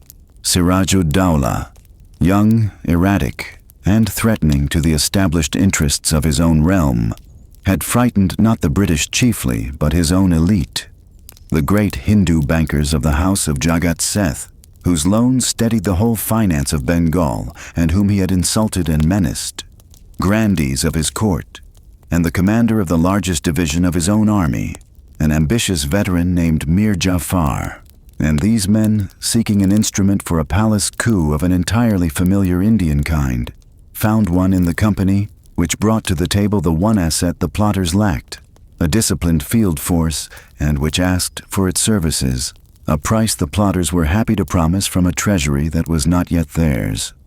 The bargain was drawn in secret, in written articles, with the bankers standing surety, and it included, in a detail that tells you everything about the moral weather of the enterprise, a fictitious duplicate treaty drawn up by the British to cheat one of their own go-betweens out of his promised commission, complete with a forged signature. And then, in the last week of June 1757, Clive marched north from Calcutta with about 3,000 men, two-thirds of them sepoys, into the mango groves near a village whose name the English wrote as Plassey, where the Nawab waited with an army of perhaps 50,000 and a train of heavy guns served, in part, by French gunners. What followed, on the 23rd of June, was scarcely a battle at all, and it is one of the deep ironies of imperial memory that the engagement enshrined for 2 centuries as the foundation of British India was decided less by arms than by weather and treachery in roughly equal parts. A monsoon downpour at midday soaked the Nawab's powder, while the company's gunners, more experienced in the climate, covered theirs. The Nawab's most loyal commander was killed by a chance shot in the aftermath of the rain. Mir Jafar and his division, a third or more of the army, stood motionless on the field all day, precisely as purchased. And by evening the Nawab's host had dissolved, the young ruler fleeing his own camp on a camel, to be hunted down and murdered within days in the coup that duly followed. The company's dead at Plassey numbered a few dozen. For that price it had bought a revolution. Mir Jafar was installed as Nawab, and the promised payments began, and the scale of them is the true headline of Plassey. For the treasury of Bengal was open to the victors, and in the months that followed, by the company's own accounts, upwards of £2.5 million, a sum beside which the ransoms of medieval kings look modest, passed from Murshidabad down the river to Calcutta, some of it, the eyewitnesses recorded, in a single convoy of more than 100 boats laden with silver, and Clive, personally, took for himself on the order of £250,000, with a great landed revenue assigned to him besides, making this 32-year-old company clerk, at a stroke, one of the richest subjects in the British world. And when, years later, a parliamentary inquiry pressed him on the plunder, he made the reply that has followed his name ever since, that considering the treasure vaults thrown open to him alone, he stood astonished, he said in substance, at his own moderation. Let the mango groves of Plassey stand in your mind, then, not as a battlefield, for it hardly was one, but as a threshold, the door through which a trading company, invited in by bankers and generals to adjust a succession, walked out of the counting house and into the palace. And note, as we cross it, how quiet the crossing was. No declaration, no design, no moment when anyone in London chose empire. Only a deal, a downpour, a bribe that came off, and 100 boats of silver moving down a brown river under the monsoon sky, while in the villages along the banks, the peasants and the weavers of Bengal, to whom Plassey meant nothing, and Mir Jafar no more than Siraj, went on with the transplanting of the summer rice, unaware that the entire weight of what was coming had just shifted onto their shoulders. The grant of the Diwani. What the company had bought at Plassey was a puppet. What it discovered across the following 8 years was that puppets are expensive, and the discovery drove the machine forward through a sequence that has a terrible, almost mechanical logic when you lay it out plainly, as we should, here in the quiet. The new Nawab could not pay all he had promised. To extract it, the company squeezed him. To survive the squeezing, he taxed his province harder. Company servants, meanwhile, having seen what Fortune's revolution paid, developed an appetite for revolutions. And Nawab followed Nawab in a shuffle of installations and depositions, each new ruler purchasing his elevation with fresh millions, each finding the treasury emptier than the last. And the company's private traders spread up country with the company's flag and the company's exemptions, elbowing aside the very custom system the province lived on, until the last Nawab with spirit enough to resist, allied with the Nawab of Awadh and with the wandering Mughal emperor himself, met the company's army in 1764 at Buxar on the Ganges. And there, in a battle far bloodier and far more consequential than Plassey, though only a fraction as famous, because it had no romance about it, no conspiracy and no monsoon, only sepoy musketry breaking 3 armies in an afternoon, the company won not a province but the keys to India. And the following summer, in August of 1765, in a tent at Allahabad, the transaction was sealed that turned a trespassing merchant into a sovereign-in-law, the Mughal emperor Shah Alam, a courteous, unlucky, impoverished monarch whom the fortunes of war had delivered into the company's keeping, granted to the East India Company by imperial farmen, the Diwani of Bengal, Bihar, and Orissa, which is to say the office of imperial revenue collector, the right to assess and gather the land taxes of some 20 million people, in exchange for a fixed annual tribute to himself and the promise of protection. The scene itself is worth carrying with you, because the empire of the next 2 centuries was born in it, and its furniture was this: a traveling tent, an armchair set on top of a dining table to improvise the semblance of a throne, the heir of Akbar and Shah Jahan seated upon it, and Clive, the clerk of Plassey, receiving on behalf of a joint stock company the stewardship of the richest provinces of India. The whole ceremony concluded, an observer remarked in substance, in less time than a squire would spend haggling over a farm. And when, years later, the company had the moment commemorated in oils, the painter supplied what reality had lacked: a marble hall, a golden canopy, a graceful curtsy of nations, so that the picture that hangs today in the old India office is not a record, but an alibi. Empire remembering its origins the way it wished they had been. Do not let the shabby tent deceive you, though, any more than the gilded canvas. What changed hands at Allahabad was one of the great transfers of power in world history. From that August day, the company was no longer a trader that sometimes fought. It was the tax-gathering state of Bengal, in the emperor's name, but in its own interest. And the consequences began at once, and they went to the very center of what the company was. For consider, as the directors in London immediately and gleefully considered, what the Diwani meant for the balance sheet. Until now, every yard of muslin and every pound of saltpeter the company shipped from Bengal had been paid for with silver carried out from Europe. The old, eternal, galling arithmetic of the Eastern trade. Now, the taxes of Bengal itself would pay for the goods of Bengal, and the silver ships could stay home. The company called this, in the frank language of its own minutes, the investment, the conversion of Bengal's land revenue into cargoes for London. And if you say that arrangement over to yourself slowly, you will hear what it actually was: a machine for making a province buy its own products for the profit of its rulers.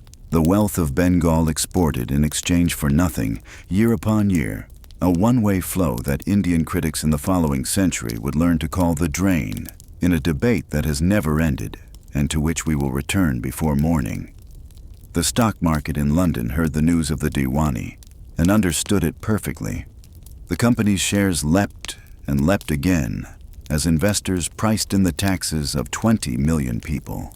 And in the coffee houses of Exchange Alley, men who could not have found Murshidabad on a map grew rich, on paper, on the rice harvests of peasants they would never see. The paper and the rice were now one system. It remained only for the system to be tested by a bad year, and the bad year was already coming up the river. The hungry year. In the autumn of 1768, the rains of Bengal faltered, and in 1769 they failed, and the rice withered in the fields of the richest province of India. And there followed, through 1770, the catastrophe that stands at the moral center of this entire story. The event by which everything the company was, and everything a company is, was tested and found out. Famine was no stranger to India, as it was no stranger to Europe. The agrarian world everywhere lived one failed harvest from hunger, and the old Mughal order, whatever its sins, had known the ancient obligations of Indian kingship in such years: the remission of taxes, the opening of granaries, the great public kitchens, imperfectly honored as all obligations are, but known, expected, owed. What Bengal discovered in 1770 was that it was now governed by an entity that had no such obligations anywhere in its constitution, an entity designed, in its deepest structure, for one duty only. The company's revenue collection did not pause. That is the sentence at the bottom of everything, and I will say it again, slowly, because it is the whole indictment in 7 words. The revenue collection did not pause. In the districts, as the price of rice rose tenfold and the roads filled with the dying, the company's assessments were enforced, and in some districts, by the administration's own subsequent admission, enforced with added rigor, a supplementary levy laid on the survivors to make good the receipts lost with the dead. And the company's own president in Bengal would later report to London, in a letter that survives, the reckoning that has echoed ever since, that the famine had carried off, by his estimate, a third part of the inhabitants of the province, while the collections, he noted, had been kept up violently to very nearly their former level. A third of Bengal. The estimates then and since have ranged above and below, from over 1 million dead to the many millions of the traditional figure of 10, and the records to settle it were, as ever in these stories, never made, for the company counted rupees, not people. But no serious account doubts that the dead were counted in millions, that this was one of the great mortality events of the 18th century world, and that it unfolded, from first to last, under the administration of a business whose servants in the districts wrote home descriptions that no listener needs embellished at this hour. The villages silent, the rivers heavy, the roads to Murshidabad lined with those who had crawled toward the capital of plenty and not reached it. And some among those servants, it is right to record, were sickened and said so, and organized what little relief their stations allowed, and some others, it is equally right to record, and a parliamentary inquiry would soon charge, bought rice with the company's silver and held it for the rise, making private fortunes from the price of the last meals of the poor. The monsoon returned. Bengal, with the terrible resilience of peasant societies, sowed and recovered and endured. And in London, in the season when the famine reports were arriving, the Court of Proprietors of the East India Company, meeting in Leadenhall Street, considered the state of its affairs and voted, upon the strength of its Bengal revenues, to raise the annual dividend to 12.5%, the highest in its history. I do not offer you that fact with any comment, because there is no comment I could make that the fact does not already contain. The dividend was paid. It was paid out of the province of the dead in the year of the dying at an increased rate. And if this long night of ours has a single dark jewel at the center of it, a single scene in which the nature of the machine stands perfectly revealed, it is this one. Not a massacre, not a battle, no villain anywhere with a sword in his hand, only a committee in a paneled room, 4 months' sail from the silence in the villages, examining a favorable account book and voting decently and unanimously to distribute the proceeds. Too big to fail. But the machine had, in fact, miscalculated, and the manner in which its miscalculation came home is so uncannily modern, so precisely shaped like events our own century has lived through, that as we walk through it, you may feel the strange vertigo this channel sometimes deals in, the sense that time is a corridor with mirrors on both walls. The famine, which the dividend had ignored, had in fact gutted the company's real position. The revenues of a province a third dead could not truly be kept up, whatever was reported, and the costs of the company's swelling armies were devouring what remained. And meanwhile, the company's stock, pumped by the euphoria of the Diwani years, had become the object of a full-blown speculative mania in London and in Amsterdam, financed, as such manias always are, by borrowed money, gentlemen and syndicates buying company paper with bankers' credit, in the confidence that the taxes of Bengal made it as safe as land. Through 1771, the accounts worsened quietly, and in June of 1772, a fashionable Scottish banker named Alexander Fordyce, who had speculated enormously and secretly and wrongly, fled to France ahead of his creditors, and his fall pulled down his bank, whose fall pulled down its correspondents, and within weeks a full financial panic was running through Britain, houses stopping payment in London and Edinburgh, the contagion leaping to Amsterdam, credit freezing everywhere. And into the middle of this general crash, the East India Company, overextended, famine-hollowed, and suddenly unable to roll over its debts, walked to the door of the Bank of England and then of the government itself, and announced, in effect, that the greatest commercial enterprise in the world, the holder of Bengal, the payer of the sacred dividend, could not meet its obligations, and that unless the state saved it, it would fail, and take with it the customs revenue, the stock market, a fair part of the national credit, and the political class's own portfolios. Every element of the scene our own age knows by heart was present. The institution grown so entangled with the state that its private failure would be a public catastrophe. The indignant public, pamphlets raging against nabobs and speculators, the politicians torn between fury and terror, and the outcome, which was never really in doubt, the rescue, a great loan from the Treasury, and, as the price of it, regulation, the state's first real clause into the company, an act of 1773 that set a governor-general over British Bengal and subjected the directors, for the first time, to the systematic oversight of ministers. Too big to fail is a phrase our own generation coined. The thing itself, the full mechanism, the entanglement, the crash, the bailout, the strings attached, was invented, complete in every working part, in London in 1772, with the East India Company as its first great specimen. And among the men who studied the specimen with cold fascination was a Scottish philosopher then finishing a very long book, one Adam Smith, who would hold the company up in it, at length and by name, as the standing proof of what happens when merchants are permitted to become sovereigns. A demonstration, he argued in substance, that a company of shareholders was of its nature incapable of governing well, because the interest of its owners and the interest of its subjects pointed in opposite directions. And his book, published in 1776 and called The Wealth of Nations, became the founding text of the very economic order the company had accidentally pioneered, so that the modern gospel of markets was written, in some real part, as an indictment of the world's first great corporation. The watchmen, as ever on our nights together, were present, and wrote it all down, and were praised, and were shelved. And the bailout of 1772 had one more consequence, the strangest and the largest of all. And it unfolded not in London or Bengal, but on the cold Atlantic coast of North America.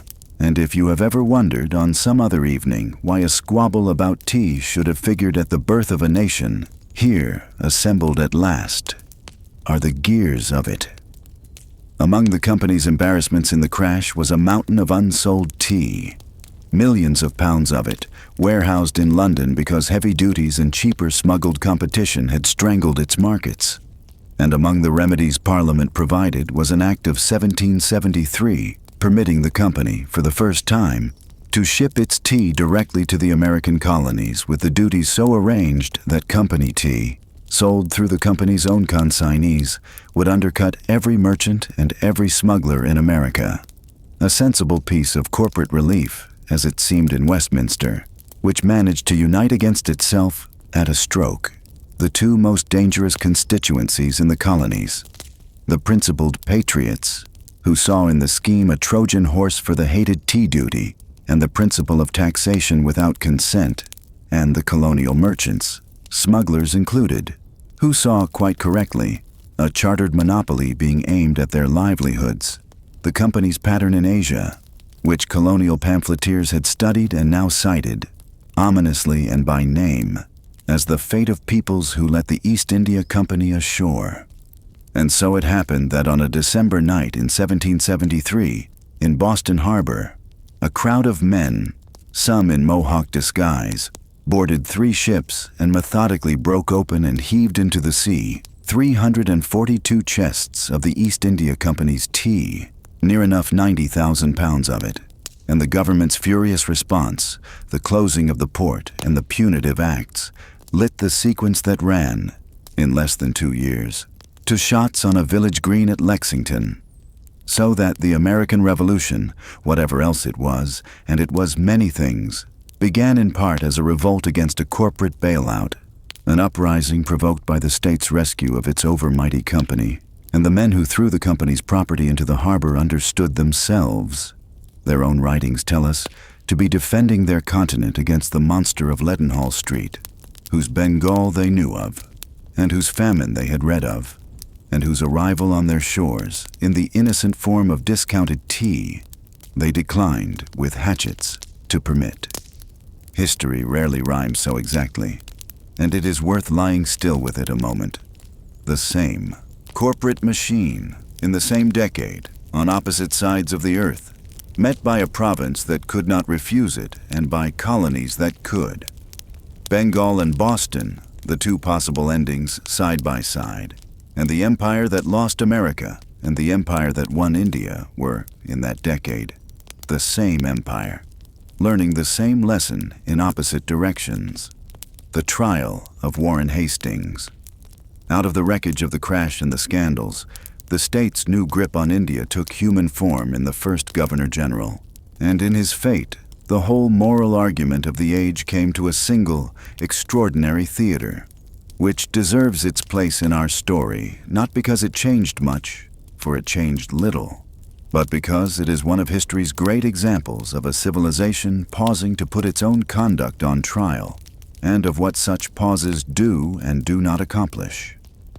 Warren Hastings was, by the standards of the company's servants, and the sentence must be both-handed, or it is false, among the best of them, a scholarship boy of ruined gentry stock who had come out to Bengal at 17, learned its languages as almost none of his colleagues troubled to, survived the wars and revolutions of the 50s as a working administrator, and risen to govern British India for 13 years with an energy and intelligence nobody disputed.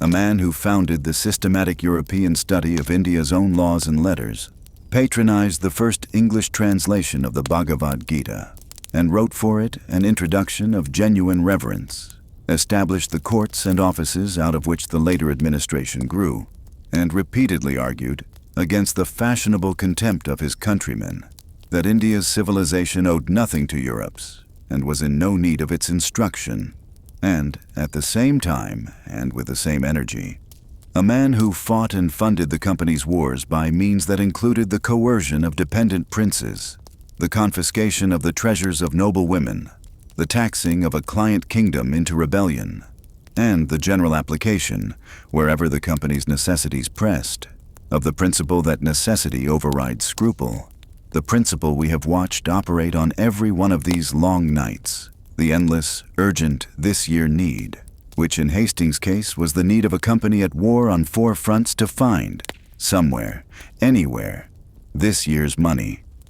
For the dividend, as ever, and now the armies too, had to be paid. When he sailed home in 1785, wealthy and weary, he expected honors. What he met instead was Edmund Burke. Burke, the philosopher-politician whose mind was the deepest in the Parliament of his age, had made the crimes of British India his obsession, gathering evidence for years with the fervor of a prosecutor and the grief, it reads across the centuries, of a man genuinely haunted by wrongs done at a distance in his nation's name. And in 1786, he moved the impeachment of Warren Hastings before the House of Lords for high crimes and misdemeanors in India. And in February of 1788, in Westminster Hall, the ancient stone barn of English state trials, there opened one of the most famous legal spectacles in the history of the language. London society packed to the rafters as before a coronation, and Burke on his feet for 4 successive days, unrolling before the peers of England an indictment not merely of a man, but of a system, in language that has never left the tradition, that the company's rule was a geographical morality of plunder, that Hastings had governed as, in Burke's phrase, a captain general of iniquity, that the offenses charged were crimes not against statutes, but against those eternal laws of justice, he said in substance, which bind all men in all places, and that the Commons of England impeached him in the name of the people of India, whose cries, Burke insisted, it was England's duty to hear across 10,000 miles. Ladies fainted in the galleries. The great actress of the age was carried out insensible. The trial became the event of the season, and then of the decade, for it ground on, session by session, through 7 years, while the audience thinned and the world moved on to the French Revolution.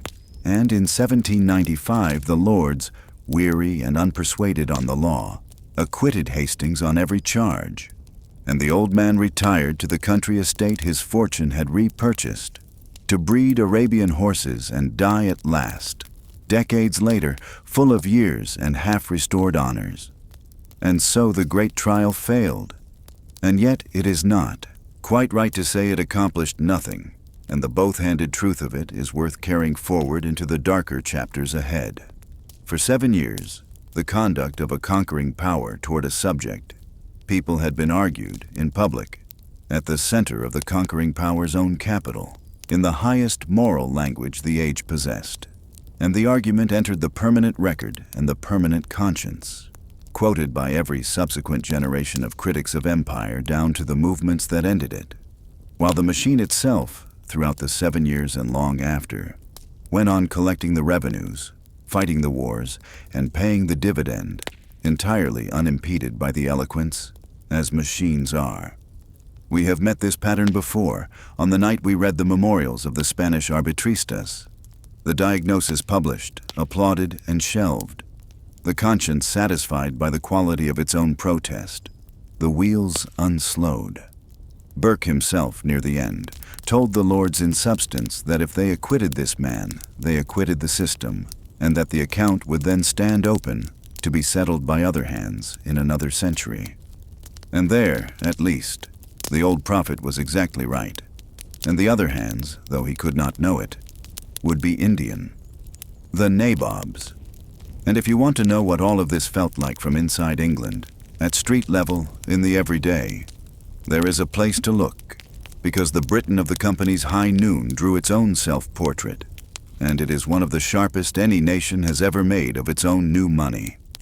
Into the placid, rank-conscious England of the 1760s and 70s there began to arrive, by every returning fleet, a new species of man, the nabob, the word itself a mangling of nawab, The company servant come home at 30 or 40 with a Bengal fortune, his liver ruined and his purse bottomless, buying a country estate over the head of some embarrassed earl, buying a seat in Parliament at prices that bent the whole market for seats, dressing his servants in livery, his wife in diamonds with histories better not asked after, and installing in the drawing room. To the fascinated horror of the county, the habits of Calcutta, the hookah, the curries, the shawls, the tinctured complexion, and the short temper of a man who had lately been obeyed by provinces. Society could not decide whether to court them or quarantine them, and did both. The London stage put them up for laughter, an entire hit comedy of the 1770s built around a vulgar returned plunderer, scattering gold and mangling manners. And the audiences that laughed included, of course, the very families whose sons were at that moment learning double entry in Leadenhall Street in hope of the identical fortune. The moralists thundered that Asiatic wealth was bringing home Asiatic corruption, by which they meant, though they rarely said it so plainly, that the poison of arbitrary power taken abroad was being carried back in the bloodstream, that men who had learned in Bengal that law was negotiable and everything had a price were now buying their way into the Parliament of England, and the fear was not foolish. The elder Pitt, whose own family fortune had begun, generations back, with a governor of Madras and a famous diamond, stood up in the Commons and warned, in substance, that the riches of Asia were flooding in upon them bearing not only luxury, but new and dangerous principles of government, and that the importers of that gold might presently import its politics. It is the exact anxiety, if you were with us on the Spanish night, that the arbitristas voiced about the treasure of the Indies, the fear of wealth that arrives without work and dissolves the sinews of the Commonwealth, with the difference, once again, that England's alarm produced not a shrug, but an immune response, inquiries, regulating acts, the impeachment we have just watched, a whole generation of political conflict through which the state slowly digested and disciplined its own monster. And with the further difference, which it is only honest to record, that the nabob fortunes themselves, once laundered by a generation of marriages and monuments, sank quietly into the deep soil of the British establishment, into banks and boroughs and abbeys and family trusts, where genealogists and lately the researchers of great institutions reckoning with their own foundations are still finding them. So that the difference between old money and plunder in England as everywhere turned out to be, in the main, about 3 generations and a good architect. The nabob was laughed at, feared, investigated, satirized, and in the end, absorbed. The laughter faded, the estates remained, and a certain kind of English country house, with its cashmere shawls in the cabinets and its faintly explained fortune, stands tonight as the domestic monument of everything this story has been counting. The famine ledger and the Diwani, translated, at 4,000 miles remove, into lawns and portraits and silence, the clerks of Leadenhall Street. Let us leave the courtrooms and the battlefields for a little while, as the deep middle of the night settles in, and go and look at the monster at home, because one of the strangest facts in this whole story is how small, how quiet, how gray the center of the machine actually was. The empire of the company was governed, throughout its existence, from a single building, East India House, on Leadenhall Street in the City of London, a handsome stone frontage behind which ran warrens of offices, committee rooms and archives, and in those rooms, at double desks on high stools, several hundred clerks, arriving at 10 and departing at 4, conducted by correspondence the affairs of provinces containing, by the early 1800s, more subjects than all of Europe west of Russia. The pen, not the sword, was the company's true instrument, and the volume of paper it generated has awed everyone who has ever worked in its archive. Instructions and dispatches in duplicate and triplicate, since any ship might sink. Consultations recording every decision of every council in every settlement. Ledgers within ledgers. The whole of it copied fair by hand, bound, indexed, and shelved, mile upon mile of it, the largest administrative archive of its age in the world, an empire, as we said at the beginning of tonight, made of paper before it was made of anything else. And a dispatch from Leadenhall Street to Calcutta, remember, traveled by sailing ship around the whole of Africa, 5 months outward in a good season, so that every answer arrived a year after its question, and the men in India made their wars and treaties first and sought their permissions afterward, and the director's stately reproofs reached a world already remade. If you kept vigil with us on the night we sat beside Philip of Spain at his paperwork, governing Peru by candlelight 2 years behind events, you will recognize the disease exactly. The empire of the pen, always writing to a world that had already stopped listening. And here is the touch that no novelist would dare invent. This office, this gray hive of copyists, was staffed in its later years by some of the great names of English literature, because a clerkship in East India House was steady bread for a bookish man. And so it happened that the essayist Charles Lamb spent 33 years at a desk in the accountant's office, grumbling gloriously in his letters that his true collected works were the 100-folio volumes of invoices he had filled there, that the philosopher John Stuart Mill spent his entire working life, man and boy, in the examiner's office, drafting the dispatches that governed princes while writing, in the margins of his days, the books that taught the modern world its liberalism, and that Mill's own father beside him, and the novelist Thomas Love Peacock between them, and others besides, all drew the company's salary, so that the most powerful corporation in history was administered in part by daydreaming essayists and philosophers on high stools, and the dispatch that unseated a Maharaja and the essay that defined English liberty might be drying on the same windowsill, in the same hand, on the same gray London afternoon. It is worth a smile in the dark. It is also worth a shiver. And the clerks themselves, the more thoughtful of them, felt it. The almost perfect painlessness of ruling at such a distance, on such paper, where a stroke of the pen was a famine tax or an annexation, and the ink dried just the same, and no cry ever carried up Leadenhall Street from the other end of the sentence. The examination hall, and the clerk's world produced one more invention, quieter than the stock market, and in the long run scarcely less important. And since it touches, at this hour, almost every listener who has ever sat an entrance test or a civil service paper anywhere on earth, it has earned its few minutes of the night. The company's Indian appointments, through its first 2 centuries, were filled the way everything in the old world was filled, by patronage.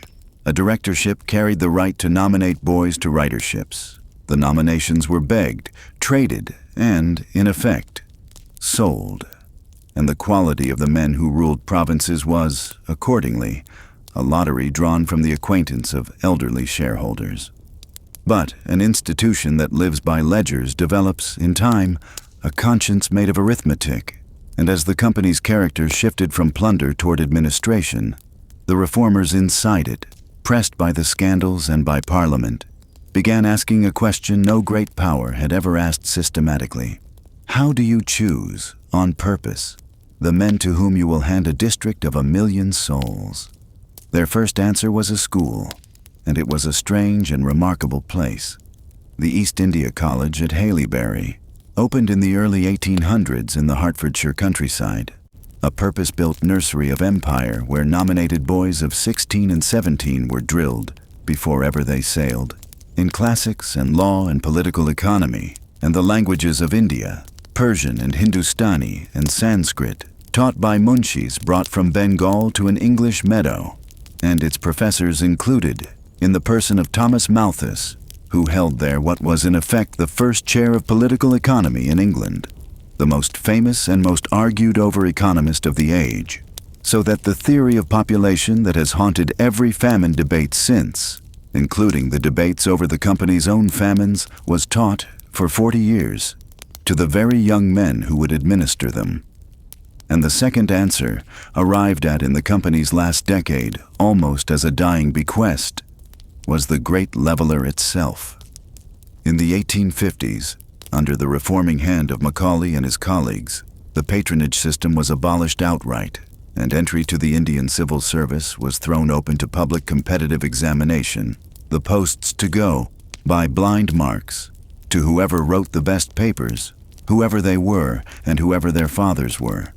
And the idea, borrowed in part, scholars note with a smile, history has earned from the ancient examination system of imperial China, which the company's own servants had observed at Canton with wonder, proved so obviously superior to jobbery that within a few years it was copied for the British Home Civil Service, and then, decade by decade, in one form or another, by administrations and armies and universities across the world, until the open competitive examination became simply the way the modern world sorts itself, the common ordeal of ambitious youth on every continent, so that a student in Delhi or Lagos or Seoul or Ohio, sitting tonight over practice papers for some entrance test that will shape their one life, is enacting, whether they ever learn it or not, a ritual standardized by a dying trading company as its final administrative repair. And there is a last fold in the irony. Sharper still, the Indian Civil Service examination, the steel frame of the successor Raj, though nominally open to all British subjects, was held for decades only in London, priced and placed so that barely a handful of Indians could ever sit it, the open door built with the staircase removed.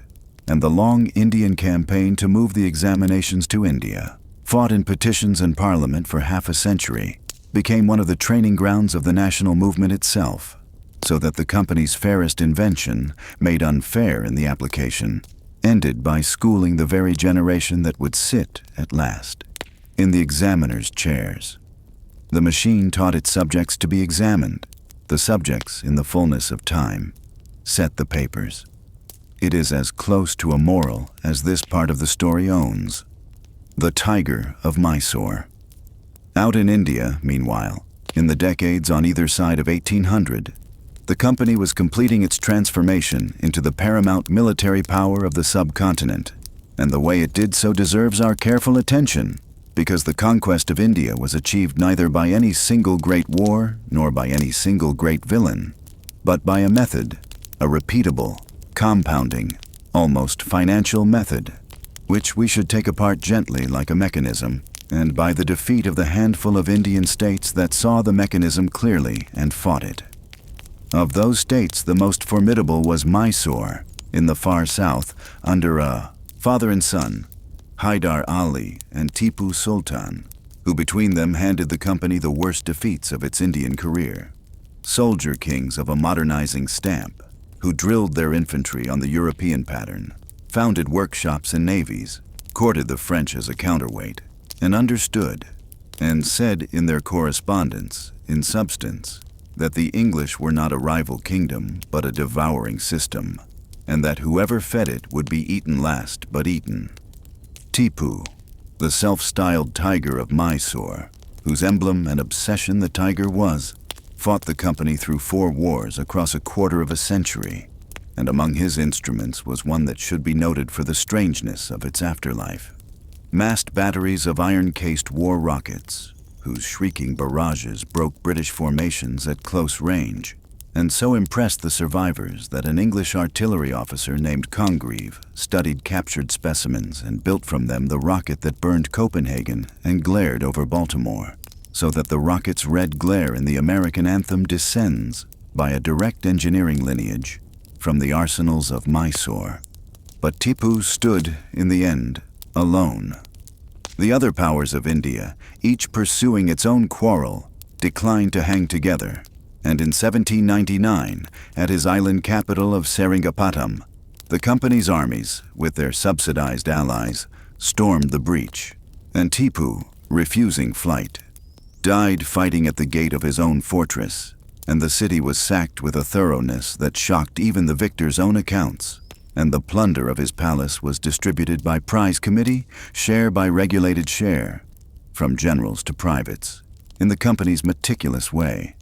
And among the objects carried to London was a life-sized mechanical organ in the form of a tiger devouring a prostrate European soldier, built for Tipu's amusement, which growls and shrieks when its handle is turned, and which sits today in a glass case in the Victoria and Albert Museum in London, where you may go and look at it. The conquered king's joke about the conquerors, preserved forever in the conqueror's own parlor, and one of the most eloquent single objects this entire story has left behind. With Mysore broken, the mechanism proper had no remaining check, and here is how it worked, because its elegance is the whole horror of it. The company offered to each surviving Indian state a treaty of alliance and protection. The company's unbeatable sepoy battalions would defend the prince against all enemies. In exchange, the prince would pay for them by subsidy, or better, by ceding territory whose revenues would maintain them, and would receive at his court a British resident, and would conduct his relations with all other states only through the company. Consider the geometry of that bargain from inside the palace. To refuse it was to stand alone against the power that had eaten Mysore. To accept it was safety, sovereignty in style and ceremony preserved. The throne guaranteed, indeed, guaranteed against your own rebellious subjects too.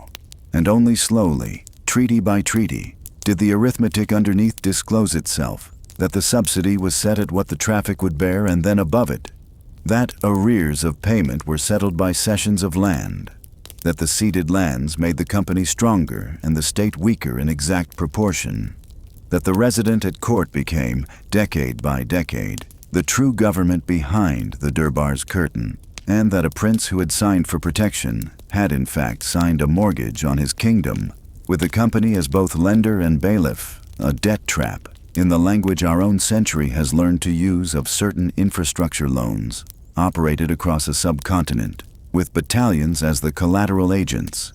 State by state they signed Hyderabad, Awadh, the courts of the South and the West, and the great Maratha Confederacy, the last power in India with the weight to break the pattern, fought instead in 2 wars on either side of 1800 and a final reckoning in 1818, and was broken in detail. Its chiefs pensioned into the very system they had resisted, and by that year, 1818, the arithmetic was complete. The East India Company, the shareholders' enterprise of Leadenhall Street, was, by conquest, treaty, and mortgage, the master, direct or indirect, of very nearly the whole of India, its writ running from the Himalayan foothills to the southern capes, its army now some 250,000 men, several times the size of the Royal Army of Great Britain itself, and all of it. And this is the point to hold on to as your breathing slows. Paid for by India. The sepoys' wages, the residents' salaries, the fortresses, the pensions of deposed princes, the interest on the debts of conquest. Every rupee of the machine that held India was raised in India, from the land revenue of Indian peasants, so that the subcontinent was made to purchase, year by year, the instrument of its own subjection, an arrangement whose bill was totaled much later by Indian economists in a phrase we will meet again before dawn.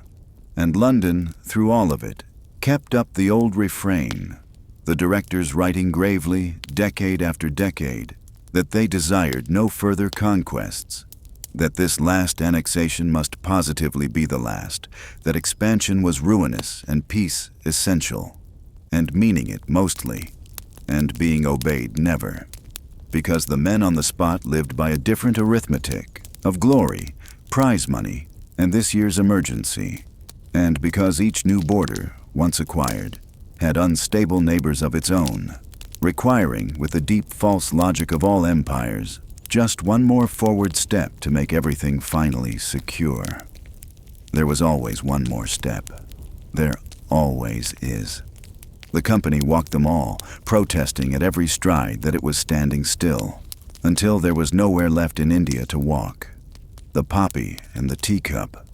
And now we must follow the money one more time, because the conquest of India, vast as it was, had not solved the company's oldest problem.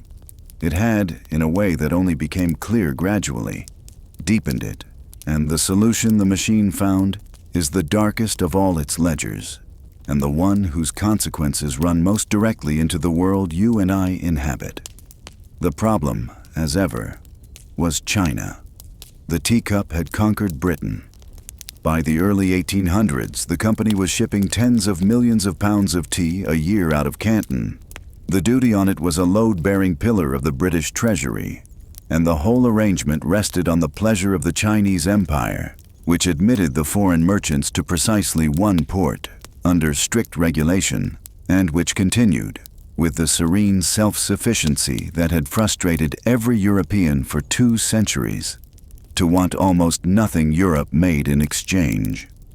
The silver drain that had haunted the Eastern trade from the beginning now yawned wider than ever, for the teacup had to be filled, and the bullion flowed east, and the company's servants searched decade after decade for anything at all, that China would buy at scale. What they found, at last, was not a product of Europe. It grew in Bengal. Opium had been known in Asia for centuries as medicine and mild indulgence. What the company built, from the 1790s onward, was something new, an industrial monopoly of production. The poppy cultivated under company license across great tracts of Bengal and Bihar, by peasants bound by cash advances they could rarely refuse or repay.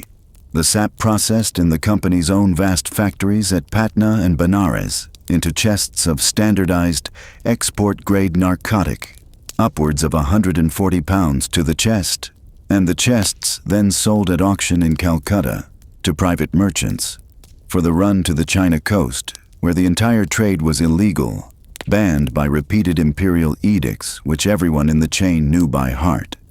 And there, in the auction, is the detail that gives the scheme its permanent place in the history of institutional conscience. Because by selling at Calcutta to private smugglers, rather than carrying the drug itself, the company could maintain, and did maintain, for 40 years, in official correspondence of perfect solemnity, that it did not trade opium to China, while it fixed the crop, financed the cultivation, engineered the product for the Chinese market, held the auctions, and banked the proceeds, which by the 1830s had grown into one of the largest single revenue streams of British India, the second or third pillar of the whole fiscal edifice, larger, some years, than the land revenue of great provinces. The triangle now closed with beautiful, dreadful efficiency. Opium grown by Indian peasants was sold for silver on the China coast. The silver went into the tea at Canton, the tea went home to London, the duties went to the treasury, and the addiction, which Chinese officials estimated in the millions of users and rising, from imperial princes to the boatmen of the rivers, stayed in China, along with the corruption of every customs post the trade touched. The Chinese state, after decades of edicts, at last sent to Canton an incorruptible commissioner, Lin Zexu, who in 1839 blockaded the foreign factories and compelled the surrender of the season's opium, more than 20,000 chests, and had it destroyed, publicly, dissolved in trenches by the sea over 23 days, and wrote, or caused to be written, a letter to the young Queen Victoria, asking, in substance, the question that has never been answered because it cannot be, how the merchants of a Christian kingdom, which forbade this poison to its own people, could pursue their profit in the poisoning of another's. There is no evidence the Queen ever read it. What she and her ministers did instead, under the pressure of the merchants' lobby and the Treasury's arithmetic, was send the fleet. And in the War of 1839 to 1842, remembered ever after as the Opium War, British steam and iron broke the coastal defenses of the Qing Empire, and the peace that followed took Hong Kong, opened the treaty ports, and settled nothing except who would set the terms of the next humiliation. And though by then the company had been stripped, as we shall shortly see, of its China trade, and the war was the Crown's, the opium was still Bengal's, the auctions still Calcutta's, the system still the one the company had built, and it ground on for decades more, the poppy fields widening, the revenue swelling under company and Crown alike. It is worth saying, in the both-handed way we owe every chapter of this story, that the voices were never absent. Parliamentarians denounced the traffic as infamous while it was happening, among them a young William Gladstone, who told the Commons in substance that he dreaded the judgments of God upon England for a war so unjust, and missionaries and physicians and, later, whole commissions documented the cost. And the trade continued through all of it, for the reason this whole night has taught us to recognize on sight, because the revenue was needed, this year and every year. And against that need, the distant attics of a distant empire weighed exactly what the distant dead of Bengal had weighed, and the miners of another mountain on another night. The teacup, the poppy, the dividend. One system, its ends respectable, its means unexaminable, its accounts, as always, kept in a currency that left the suffering off the page. The slow death of the Dutch giant. And what, all this while, of the other company, the older, greater one, the armed colossus of Amsterdam, with which our story began? Its ending belongs here, in the years our narrative has just crossed, and the manner of it is a quiet counterpoint to everything the English company was becoming, a memento mori standing at the edge of the feast. The VOC's 18th century was a long, gilded afternoon of the kind we have watched before on this channel. The dividends continued, decade upon decade, out of pride and habit, long after the profits that should have funded them had thinned, the difference borrowed. The spice monopoly mattered less in a world that now traded tea, cotton, and coffee, where the company's rivals were nimbler. Its servants in the East, paid in wages fit for a leaner century, enriched themselves by private trade at the company's expense so universally that the initials VOC were joked, in Dutch, to stand for a phrase meaning perished by corruption. And the whole vast structure, ships, forts, Batavia, and its fevers, sailed on by momentum, magnificent, hollow, and unexamined, because examining it would have meant believing the unbelievable. The push came, as it usually does, from outside. A war with Britain in the 1780s, in which British squadrons took the company's ships and cut its routes, broke the enterprise's finances beyond disguise. The state propped it, then took it over. And when its charter came up for renewal at the century's end, the revolutionary government then ruling the Netherlands simply declined to renew it. And at midnight on the 31st of December, 1799, the United East India Company of the Netherlands, just short of its 200th birthday, ceased to exist, its debts assumed by the nation, its possessions passing to the Dutch state, which would rule the Indonesian archipelago in its stead for a century and a half more.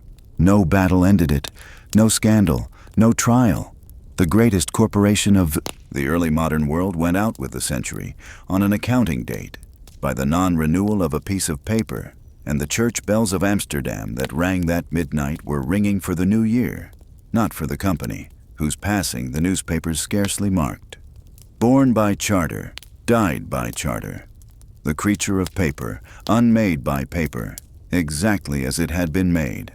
The English company's directors, had they been in a mood for omens, might have looked across the North Sea that New Year's night and seen their own ending, drawn in advance in every particular. The state absorbing what the company could no longer carry. They were not in a mood for omens. They were at war and expanding, and the dividend was safe. And Leadenhall Street entered the new century at the height of its power, with 58 years to run. A government wearing the mask of a company. The company's own last half-century is a story of a creature being hollowed and refilled. And it is worth watching the transformation closely, because by its end the East India Company had become something without precedent or successor, a paradox walking abroad in the dress of a firm. The state's grip, first fastened in the bailout years, tightened with every renewal of the charter. In 1813, Parliament, under pressure from the merchants of every port town in Britain who demanded their share of the East, stripped the company of its monopoly of trade with India. In 1833, it went the rest of the way, ending the China monopoly, the tea trade itself, and, in a clause of astonishing finality, directing the company to cease all commercial business whatsoever, to sell its warehouses, its wharves, its very stock in trade, and to exist thenceforth for one purpose only, the government of India, in trust for the crown, its shareholders' dividend converted into a fixed annuity charged, of course, upon the revenues of India. Pause on what that means, because it is one of the strangest institutional facts in this whole strange story. From 1833, The East India Company traded nothing, shipped nothing, sold nothing. The merchant adventurers of Elizabeth's charter had become, by amputation, a pure administrative machine, a government in commission, ruling a fifth of the human race on behalf of another government, while remaining in form a private company with a court of directors elected by shareholders whose dividend was now, in effect, a perpetual tax on India. The mask of commerce worn over the face of the state, or perhaps, by now, the mask of a state worn over the face of a pension fund. And the empire behind the mask was changing its mind about itself, and this, too, we must take honestly, in both hands. A new generation, evangelical in religion and improving in temper, had grown ashamed of the age of plunder, and the company's India of the 1820s, 30s, and 40s was, by its own lights, an empire of reform. The age of the great surveys and the new roads, of the campaigns against widow burning and ritual banditry, of law codes drafted and colleges founded, of the telegraph and the railway arriving in the 50s to stitch the subcontinent with wire and iron, and the age, equally, and with the same self-confidence, of a swelling contempt. The reformers, precisely because they meant so well, dismissing India's own civilization as the obstacle, a leading voice of the age declaring, in an official minute on education, in substance, that a single shelf of a good European library outweighed the whole native literature of India and Arabia. And out of that spirit came a policy of swallowing whatever remained unswallowed. The doctrine under which princely states whose rulers died without a direct male heir were simply annexed, lapsing, in the legal phrase, to the company, state after state, through the 1840s and 50s, until in 1856 the company annexed, on grounds of misgovernment, without war, by a stroke of the Leadenhall pen, the great northern kingdom of Awadh, ancient ally, chief recruiting ground of its own Bengal army, whose deposed king went into cushioned exile, while his disbanded soldiers and unsettled gentry seethed, and the sepoys of the Bengal regiments, so many of them sons of Awadh, discovered that the company they served had eaten their own country. The machine, at the very height of its confidence, improving, annexing, wiring, and preaching, had lost the capacity to hear itself described. The warnings, and there were warnings, officers writing that the army's temper was strange, old hands writing that the pace of change was reckless, were shelved with the customary courtesy. And the empire of paper moved into the year 1857 with its files in perfect order. The cartridge. The spark, when it came, was so small, so precisely, ironically fitted to this story, that if a novelist had invented it, we would accuse the novelist of overreach. It was a piece of greased paper. The army had a new rifle, and the new rifle a new cartridge, a paper tube of powder and ball whose end the soldier bit open with his teeth before loading. The paper was greased against damp, and in the early weeks of 1857, through the sepoy lines of the Bengal army, there ran the report that the grease was animal fat, tallow of cattle, sacred to the Hindu soldiers, and lard of swine, abominable to the Muslim ones, so that the cartridge, touched to the lips, would break the caste of the one and defile the faith of the other. And behind it the sepoys read, in the light of a decade of annexations and missionary confidence, a deliberate design to strip them of religion and community, and make them, at last, wholly the company's creatures. Now the truth of the grease, as far as the record allows it to be known, is tangled in exactly the way this channel has taught us to expect of such stories. The original specification had indeed, with perfect bureaucratic indifference, permitted tallow. The authorities, once alarmed, withdrew the issue, changed the drill so that cartridges might be torn by hand, and allowed the sepoys to grease their own with beeswax and oil. And whether any offending cartridge was ever actually issued to a sepoy remains disputed to this day. But by then the fact of the grease had ceased to matter, because the belief in it had become the vessel into which every grievance of a generation was poured. The annexations, the pay, the pensions, the overseas service, the sermons, the contempt, and no proclamation could call it back. Understand what the belief was underneath. It was the conviction that the company's paper, which had eaten treaties, kingdoms, and revenues, had come at last for the soul. And the men who held that conviction were the company's own instrument, the 250,000-strong sepoy army with which it held India, so that the machine now faced the one enemy it had never budgeted for, itself. Through the spring the signs multiplied, fires in the lines, sullen parades, a sepoy named Mangal Pandey firing on his officers at Barrackpore and dying on the gallows for it. Regiments that refused the cartridge were disbanded in disgrace, their comrades watching. And on a Sunday evening in May, at the great garrison of Meerut, north of Delhi, where 85 troopers who had refused the issue had been sentenced, shackled in front of their assembled comrades, and marched to jail, the sepoy regiments rose, broke open the jail, killed such officers and European civilians as they found, and rode through the night for Delhi, where the garrison rose to meet them. And by the next evening, the rebels held the imperial city and had done the one thing that turned a mutiny into a revolution. They had gone to the Red Fort, to the apartments where the company maintained, as a courtly fiction, the last Mughal emperor, Bahadur Shah, an aged, gentle, exquisite poet with no army and no illusions. And they had hailed him, over his own bewildered protests, as the sovereign of Hindustan, and stamped his name on their cause. The dynasty our story met in its noon, receiving the petitions of English merchants who bowed like tradesmen, was summoned back in its last flicker to preside over the burning of the company that had outgrown it. The rising spread down the Ganges Valley through the summer like fire down a fuse, garrison by garrison, and with it rose much of the countryside of the north, talukdars and peasants, the dispossessed of Awadh above all.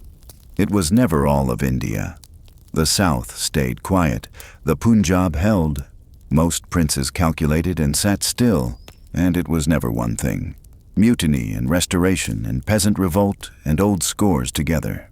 But for a season, it was an open question, genuinely open, whether the company's empire would live, and the answer was written through 18 months in some of the most terrible pages of the 19th century. The Year of Blood. I will not take you through the campaigns. The hour is late, and the details of sieges belong to a different kind of channel.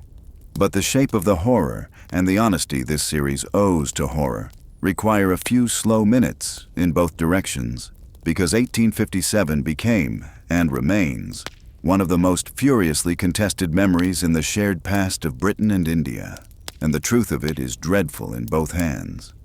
In the first weeks, at station after station, the rising killed the company's people. Officers shot on their own parade grounds, and with them, in scenes that burned themselves into the British mind, their families, the women and children of the garrisons. And at Kanpur, on the Ganges, it produced the atrocity that would echo longest. A besieged garrison, surrendered on a promise of safe passage down the river, was fired upon in the boats at the Ghat. The survivors' women and children, some 200, held prisoner in a house in the town, and there, as a relieving army approached, killed, butchered by hired hands after the sepoy guards refused, and the bodies given to a well. And when the British column took the town days later and found the house, the floor, the walls, what had been done, something went out of the army that did not return, and what replaced it, the record does not permit us to soften. The retribution was of a scale and character that British writers of the time themselves, some of them, recorded with horror. Columns advancing through the summer hanged men by the roadside by the hundred. Villages adjoining the road burned. Suspects blown, living from the mouths of cannon in formal execution parades. A punishment chosen, with deliberate theological cruelty, to scatter the body beyond funeral rites. At Kanpur, captured rebels were forced to lick the blood of the floor before hanging.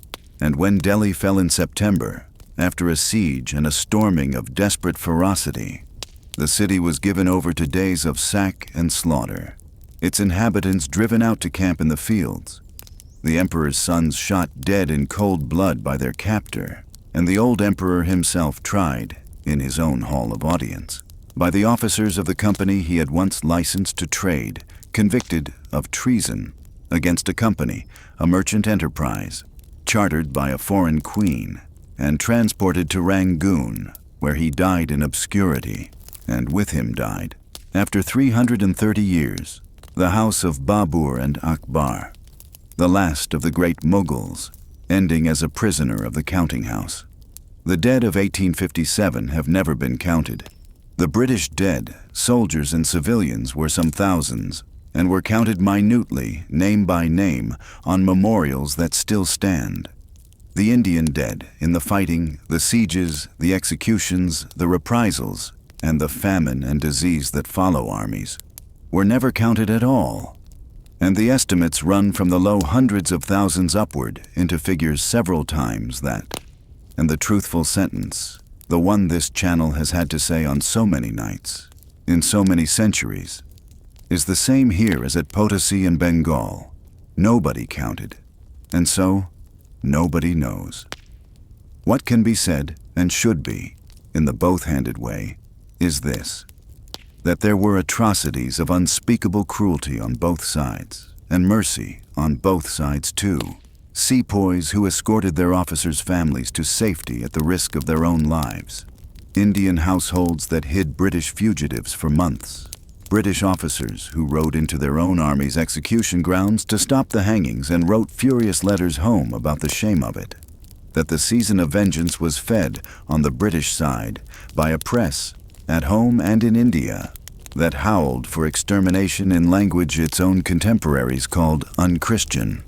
And that when the fury cooled, what remained, on both sides, was a changed world.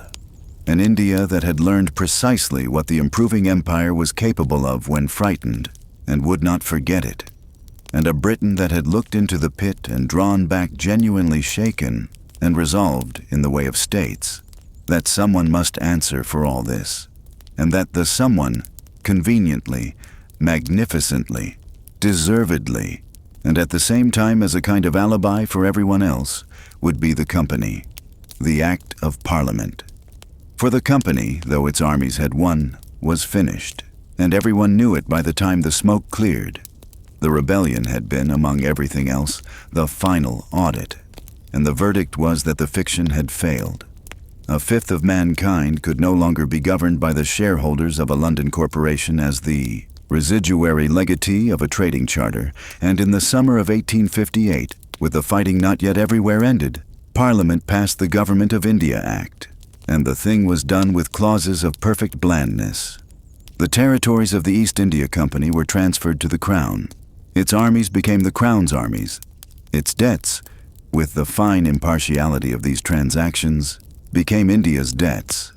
The Queen's proclamation, read at Allahabad that November, announced to the princes and peoples of India that their new sovereign desired no extension of territory, respected the rights of native princes as her own, and disclaimed all desire to impose her faith, each promise a quiet epitaph on a company policy.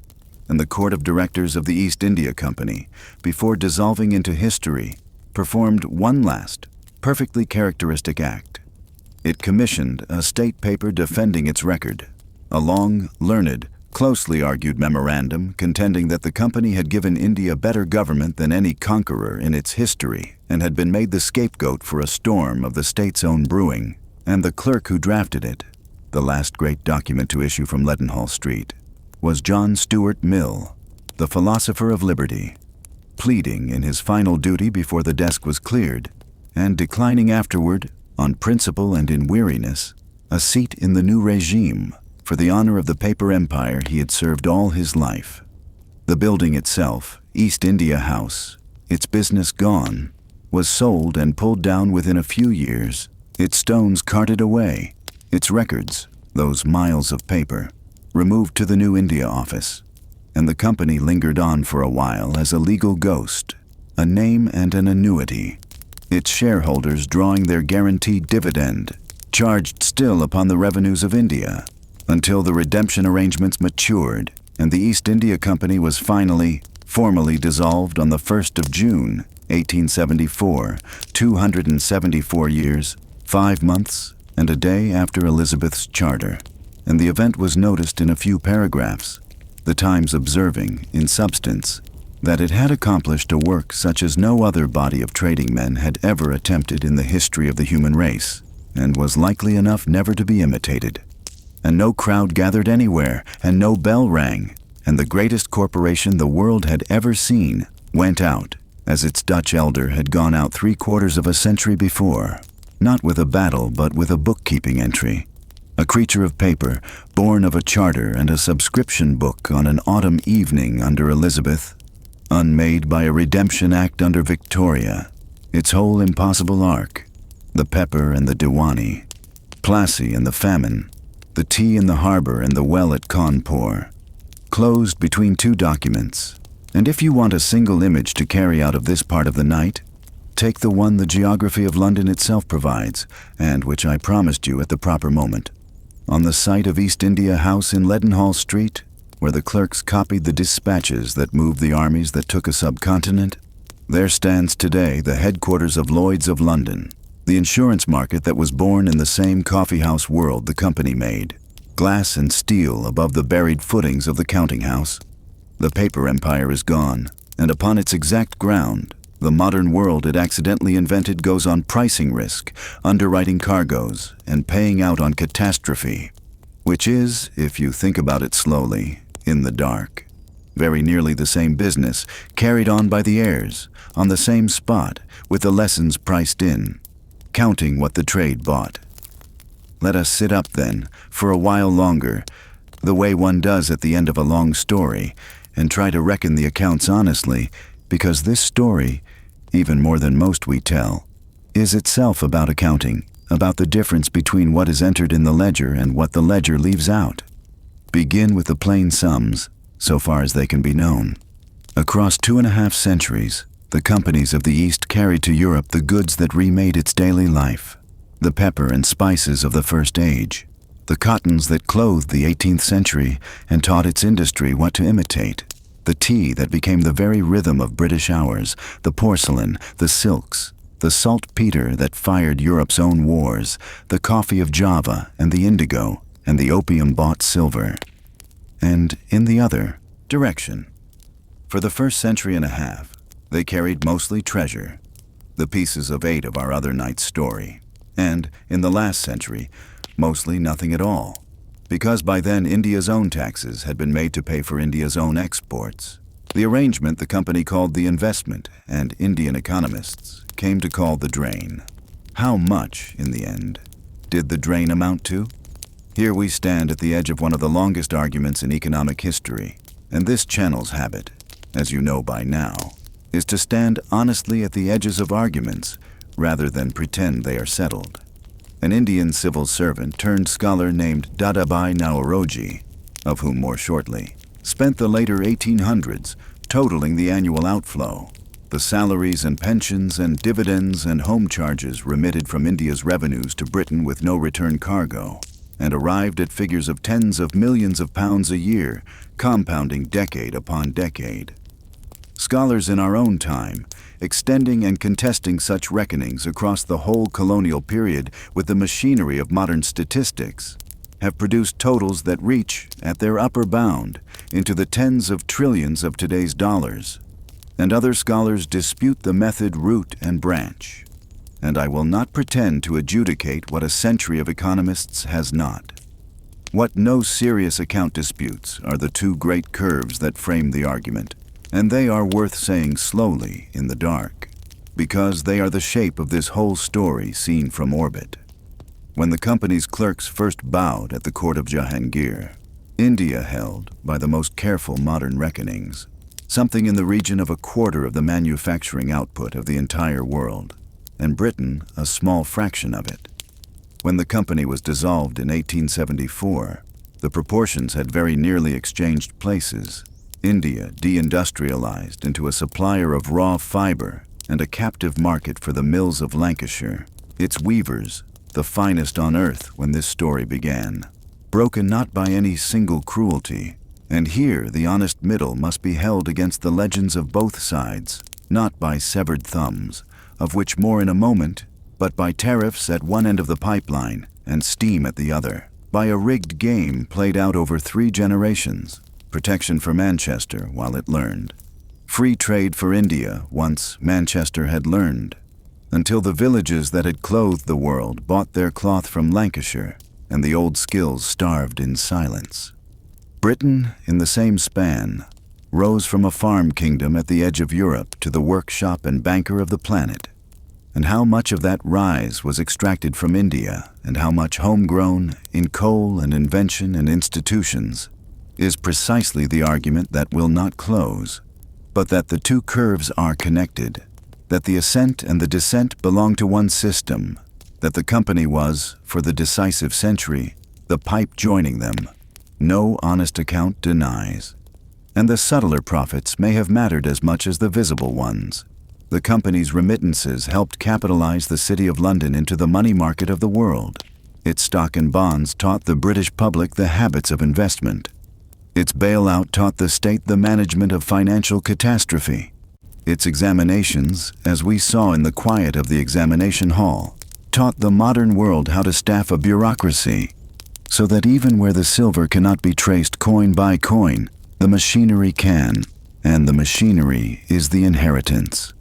Treasure, as we said on the mountain on another night, is not wealth.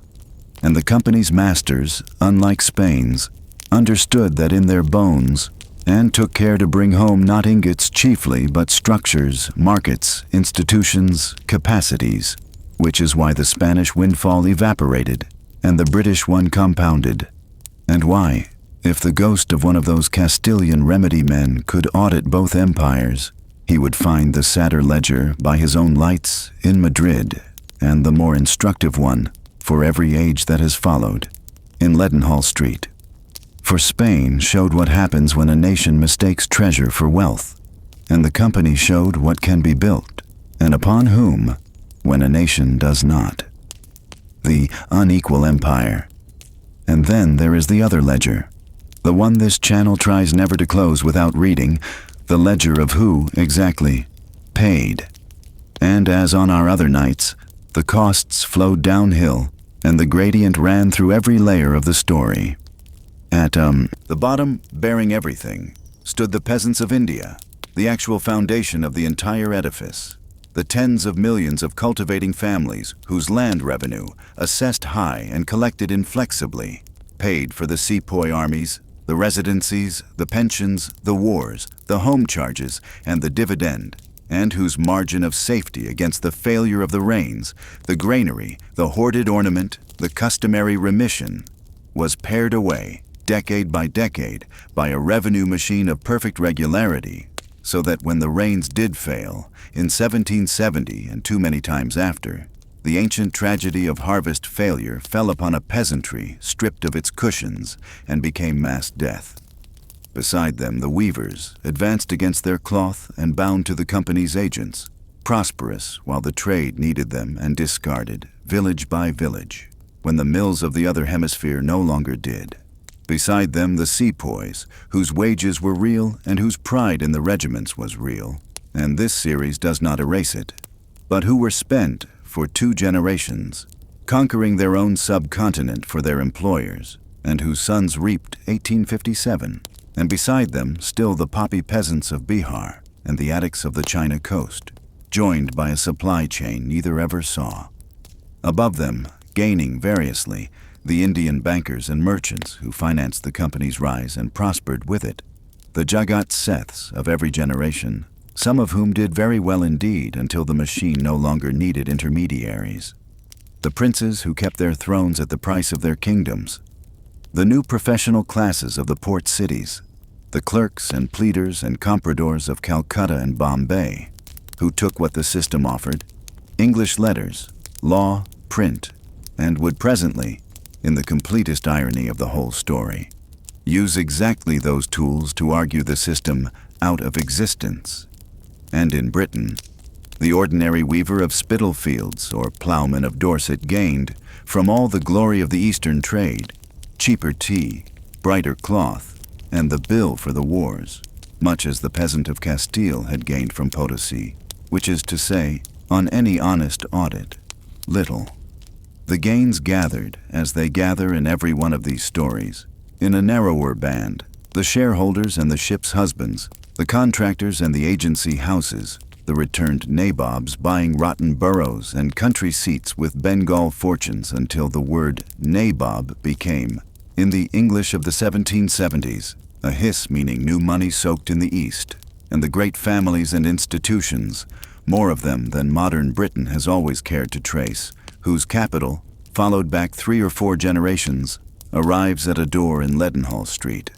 When people speak of what the empire of the companies earned, it is worth asking, always and of every empire, our channel's oldest question: whose earnings and whose empire?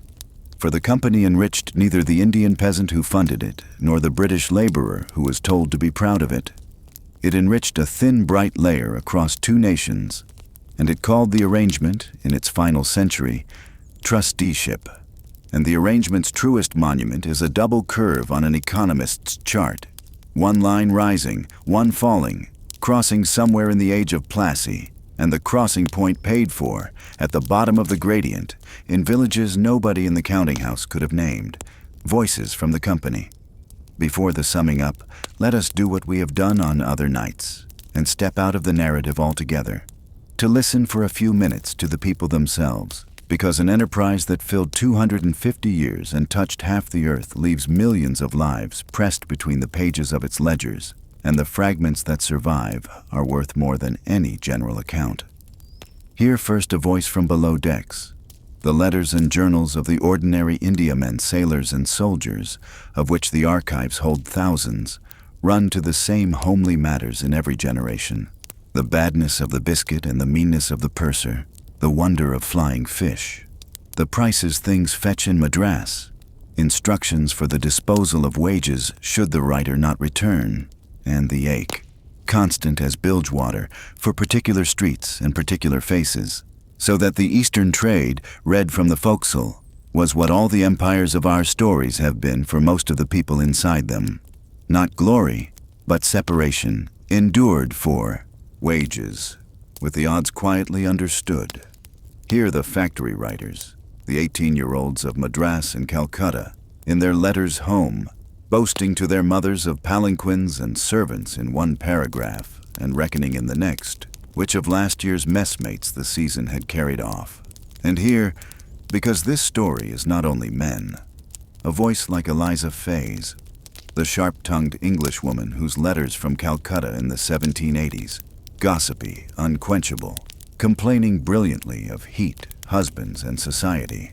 Let us hear the company's capital talk at its own dinner tables. Here, on the other side of the ledger, the Indian voices the schoolbook skipped. Ghulam Hussain Khan, the Mughal gentleman historian whose great chronicle of the company's rise in Bengal, written within living memory of Plassey, delivered a diagnosis the conquerors themselves translated and read and could not answer, that these new rulers, unlike every previous conqueror of Hindustan, did not settle, did not mingle, did not spend where they gathered, but remained perpetual strangers whose faces were set toward home and whose wealth departed with them. A description of the drain written a century before the economists found numbers for it. And here Dean Mohammed of Patna, who deserves a minute of this night to himself, a Bengal army camp follower's son who rose in the company's service, followed a patron to Ireland, married a Cork gentlewoman, published in 1794 the first book ever written in English by an Indian, an elegant volume of travels describing his own country to his adopted one, then moved to Brighton and opened the vapor baths where he introduced fashionable England to the therapeutic head massage of his homeland under its Hindustani name, Champi, which his clients softened into a new English word, shampoo, so that a single life runs from the sepoy lines of Bengal to the English dictionary, and every bottle in your bathroom carries, if you know how to read it, a small monument to the strange, unequal, intimate traffic of this whole tale.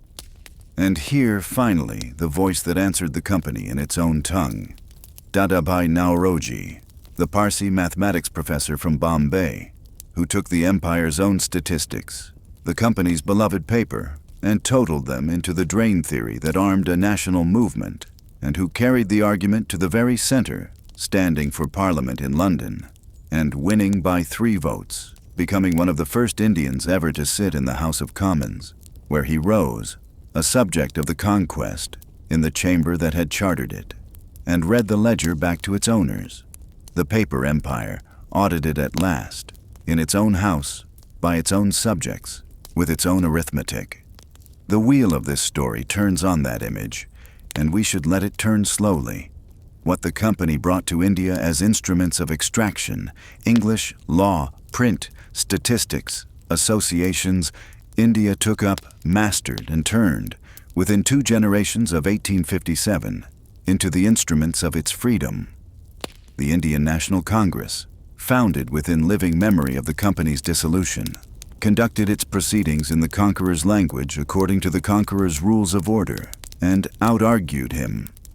And the empire of paper was, in the end, defeated on paper, petition by petition, resolution by resolution, which is, of all the endings our long nights have visited, perhaps the only one that the openers of that subscription book in 1599, could they have foreseen it, would have found completely incomprehensible, and which a certain one-handed Spanish veteran of our other story, who knew what it was to be ruined by paper and redeemed by it, might have understood perfectly. Myth and the 2 legends. Before we let the lights go down, we owe this story the correction of its legends because few histories on earth have been fought over harder, and the company comes to us wrapped in 2 mythologies, a black one and a gilded one, and the honest middle, as ever on this channel, must be held against both. The gilded legend, the one the empire told at its own dinner tables for a century, of a reluctant, improving power that found anarchy and left railways, we have been quietly dismantling all night and need not linger over. The railways were real and were financed by Indian revenues at guaranteed returns to British investors, and were laid out, first and chiefly, to move troops and export produce, and the famines they were to have, abolished, recurred beneath them. The peace was real, and was the peace of a garrison. The law was real, and had 2 tiers wherever it mattered. Enough. But the black legend deserves its correction too, precisely because the truth needs no embellishment, and embellishment is the friend of every future denier. It is very widely repeated, and you may have heard it, that the company cut off the thumbs of the weavers of Bengal to destroy their craft.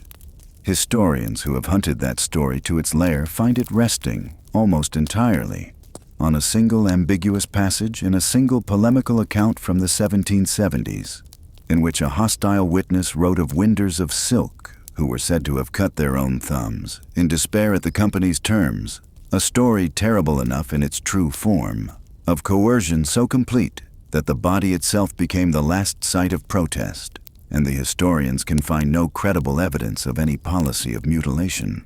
And the point of saying so at this hour is not to soften anything, for the weavers were destroyed, thoroughly, historically, statistically, but to insist on the channel's oldest discipline, that the case against any empire must be built of what can be proven, because the provable case here, the famine ledgers, the drain arithmetic, the Banda minutes, the opium auctions, is more damning than any legend, and needs no borrowed horrors.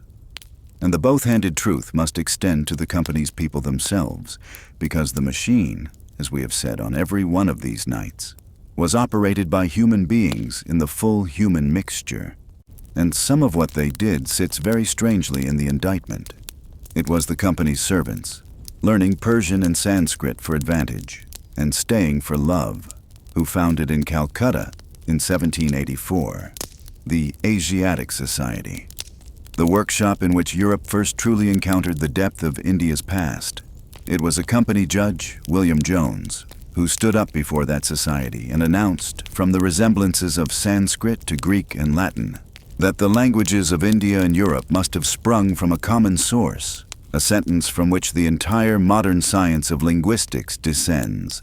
And it was a company mint master at Calcutta, James Prinsep, patiently comparing inscriptions in his spare hours, who half a century later cracked the forgotten script of ancient India and read, for the first time in perhaps 1,000 years, the edicts of the Emperor Ashoka. restoring to India and to the world the greatest moral voice of its own antiquity, whose lion capital stands today on the seal of the Indian Republic and whose wheel turns at the center of its flag, so that the republic that replaced the empire carries on its very banner a recovery made possible, in part, by the empire's own clerks. None of this balances the ledger. Scholarship does not offset a famine, and the same decades that deciphered Ashoka were annexing Awadh. But it complicates the ledger in the way truth is always more complicated than verdicts, and it leaves us where these stories always leave us, not with monsters and saints, but with a machine, indifferent as weather, through which ordinary people did magnificent things and terrible things, sometimes in the same lifetime, sometimes at the same desk. And the useful question, tonight as every night, is never which men were wicked, but how the machine was built, what it rewarded, what it refused to see, and what any people, our own included, does when the dividend is comfortable and the cost is borne far away, out of sight, by someone else. How the story survived. It is worth a few minutes, as the night thins, to ask how we can possibly know all of this, across 4 centuries and 3 oceans, and the answer returns us, one last time, to the governing image of this whole night, because the companies, whatever else they were the greatest paper-generating enterprises of the early modern world, and the paper which built them and hollowed them and ended them is also the reason they can never hide. The records of the English company, the dispatches and consultations and ledgers of 2.5 centuries, survive very nearly entire miles of shelving now housed in the British Library in London, one of the largest archives of any single institution ever assembled, and beside them in a dozen repositories across India, the records of the presidencies, so that a historian can follow a single consignment of cloth from the weaving village that made it, through the advances that bound the weaver, the factory that baled it, the ship that carried it, the auction that sold it, and the ballroom in which it was finally worn. And the records of the Dutch company survive in matching immensity, in The Hague, and remarkably, in the lands it once ruled, in Jakarta and Colombo, Cape Town and Chennai, an archive so vast and so scattered across the world, it once bound together that the nations holding its pieces have inscribed it, jointly, on the International Register of the Memory of the World, the empire's paperwork transformed, by time, into a shared human inheritance administered by its former subjects. And the paper has taken on, in our own generation, an afterlife that no clerk who ruled a margin in Batavia or Leadenhall Street could have imagined in his strangest fever.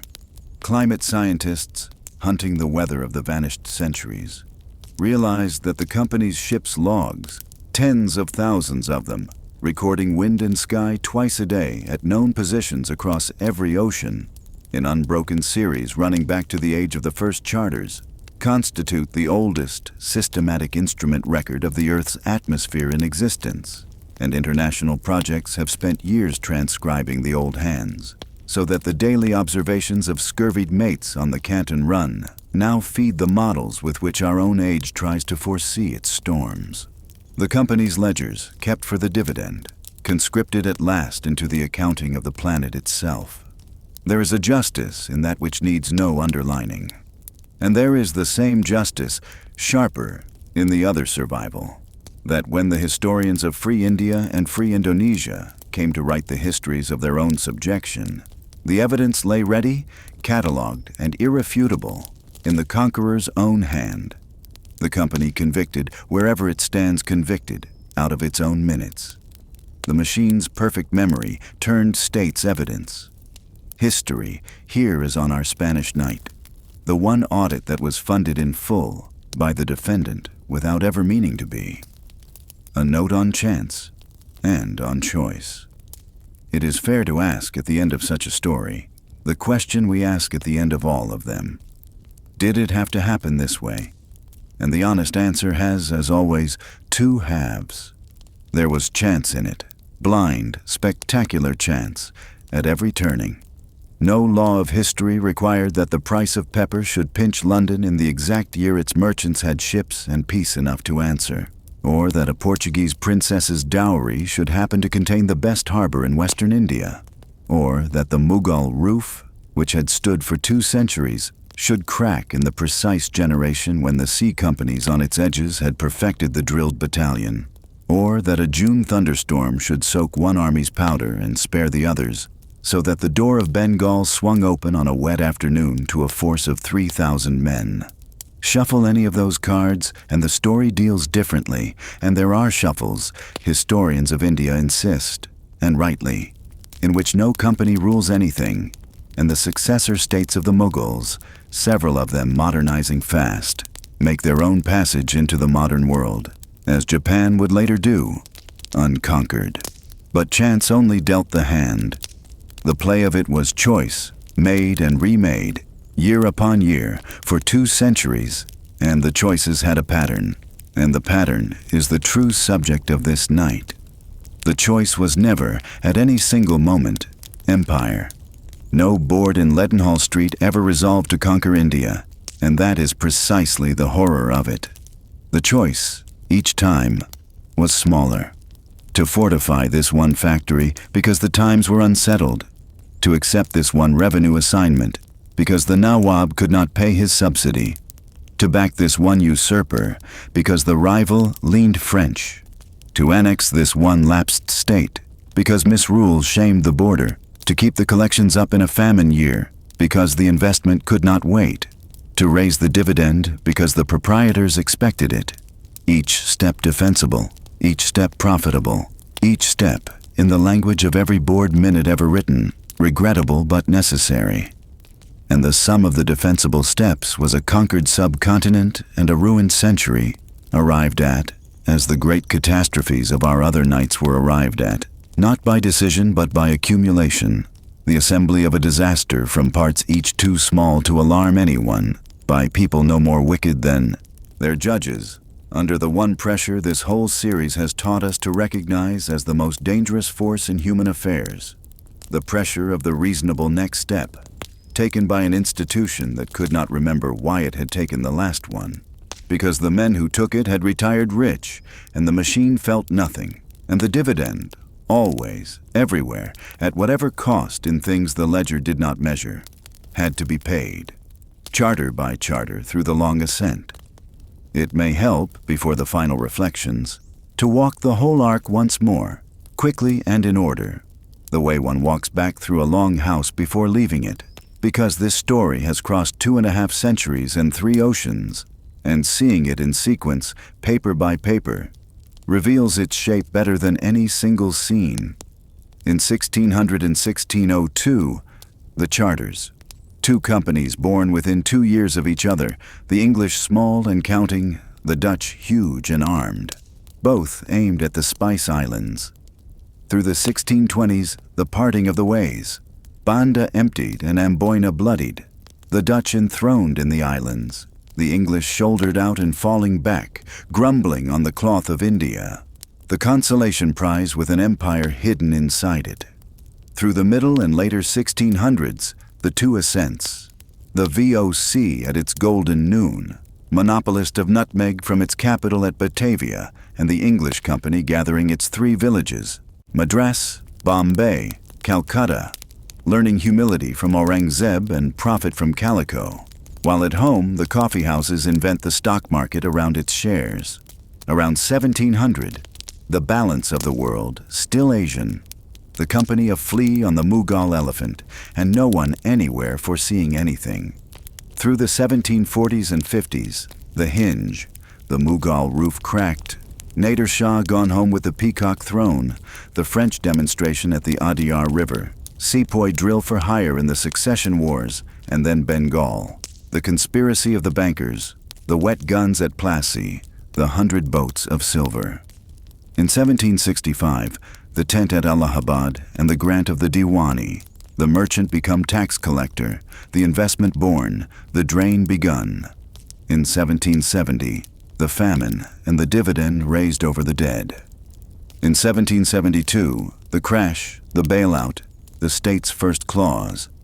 In 1773, the tea in Boston Harbor, the company's surplus igniting another empire's revolution. In 1788, Burke in Westminster Hall, the conscience recorded and the machine unslowed. Through the 1790s and 1800s, the completion, Tipu dead at his gate at Seringapatam, the Marathas broken, the subsidiary treaties closing like a net, the 250,000-man army paid for by the peasants it garrisoned, and the poppy blooming in Bihar to square the books at Canton. And at the century's turn, quietly, on an accounting date, the Dutch giant dissolving, the first omen unread. In 1813 and 1833, the stripping, the trade monopolies gone, the commerce itself gone, the company reduced to a government in a merchant's mask, annexing, improving, and preaching toward its own precipice. In 1857, the cartridge, the rising, the year of blood, the last Mughal tried by the counting house. In 1858, the transfer to the crown, the philosopher drafting the defense. In 1874, the Redemption Act, the quiet dissolution, the paragraph in the newspapers. Walk it in order like that, and you can see what no one living inside it could see. That there was no invasion of India, and no plan for one, and no day on which empire was chosen. There was a subscription book, and then a fort, and then a tax, and then an army, and then a famine, and then a bailout, and then a rebellion, and then a queen. Each stage the child of the last, each surprising the men who lived it. A company that became a state that became a scandal that became an empire that became, at last, a memory and a set of habits and a shelf of ledgers and a lesson that every age since, including in ways it is not this channel's place to number but only to name, our own age of corporations larger than most countries, has been left to read by its own light. The port where the East came ashore. We have passed through London many times tonight, always following the paper, and before the end, the city deserves what we gave the islands and the factories. And a slow look at street level, in the company's noon, because for a century and more, the few miles of the Thames below London Bridge were the hinge of the planet's trade, and there has rarely been a waterscape like it.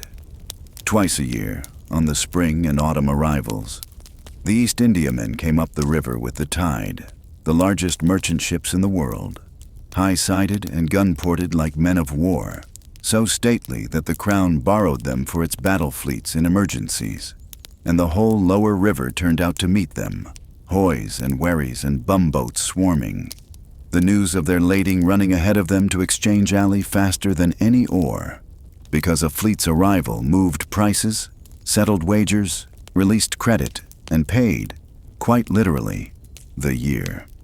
And along the wharfs and in the bonded warehouses, those cathedral-sized brick strong boxes whose walls still stand by the river at Wapping and the Isle of Dogs, converted now to flats whose owners mostly never wonder at the iron rings in the ceilings. The cargoes came ashore, the tea in its lead-lined chests, stacked to the roof beams, the whole year's caffeine of a nation under one set of locks, the muslins and calicos in their numbered bales, the porcelain packed in the tea itself for cushioning, so that the china service and the leaves that would be drunk from it crossed the ocean in one chest.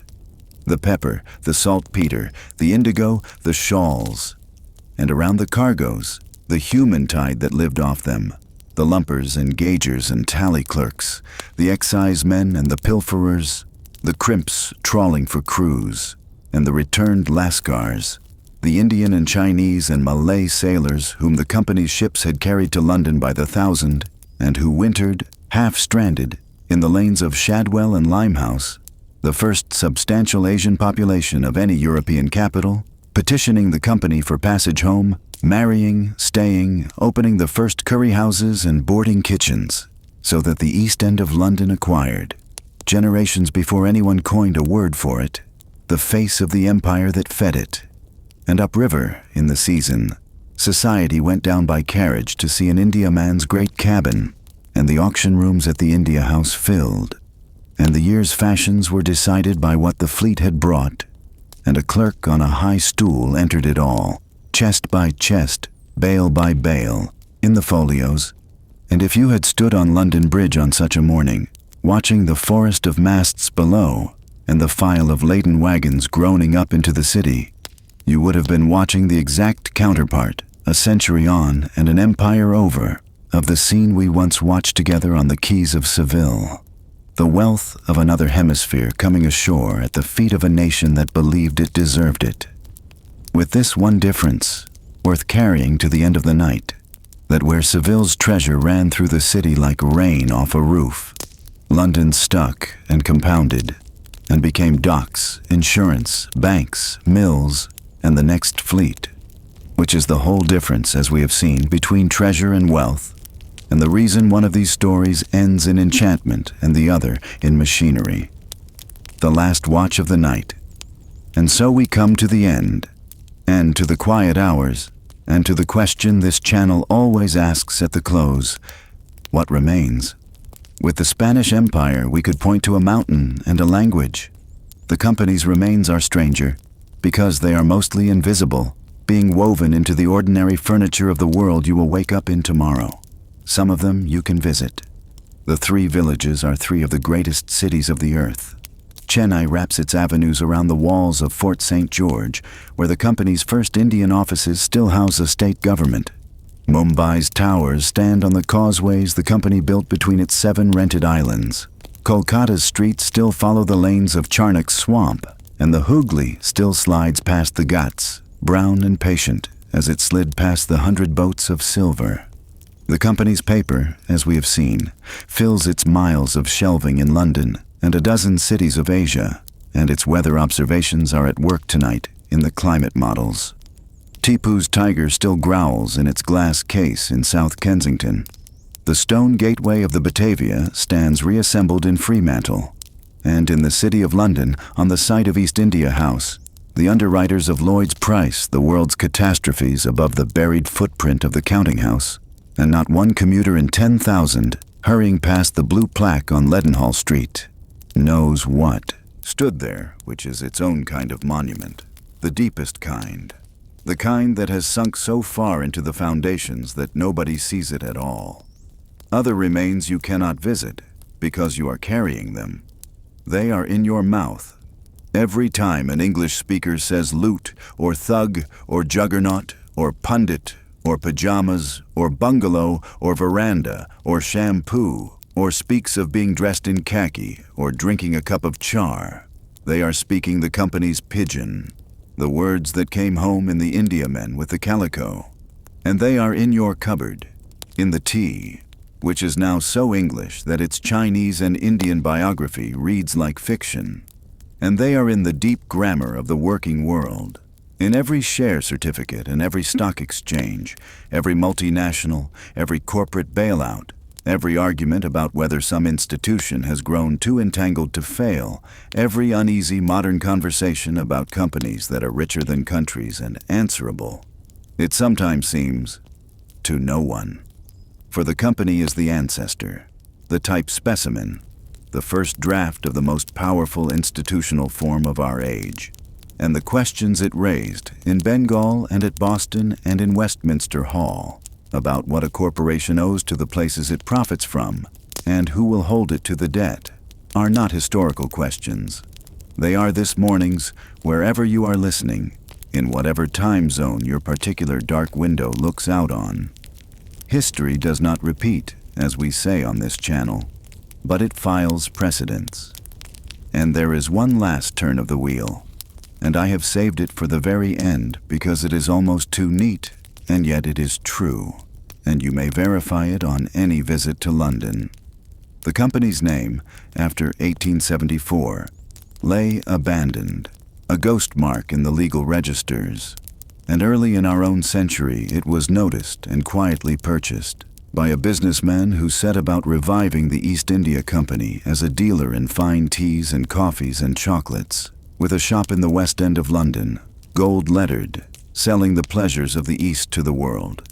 And the businessman, Sanjeev Mehta, was born in Bombay, an Indian, so that the East India Company exists again tonight as a boutique, and it is owned by a citizen of the nation it once ruled, who has said in interviews, in substance, that the acquisition felt less like a purchase than like history clearing its throat. And whether you find in that a small revenge, or a reconciliation, or simply the market doing what the market does, dissolving even its own monuments into merchandise, I leave, as always, to you, and to the hour, and to whatever the ceiling of your bedroom does with such thoughts at this time of night. The company that once moved armies with a minute now sells tea by the tin. The flag is a logo. The terror is a brand.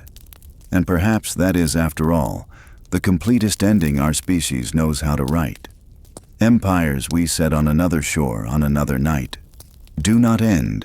They grow quiet and move their weight and become stories.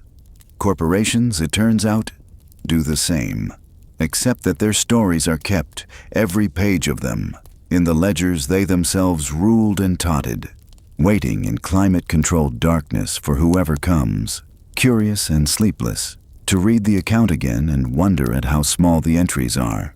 Each one, a fort, a loan, a cartridge, a signature, and how enormous the sum.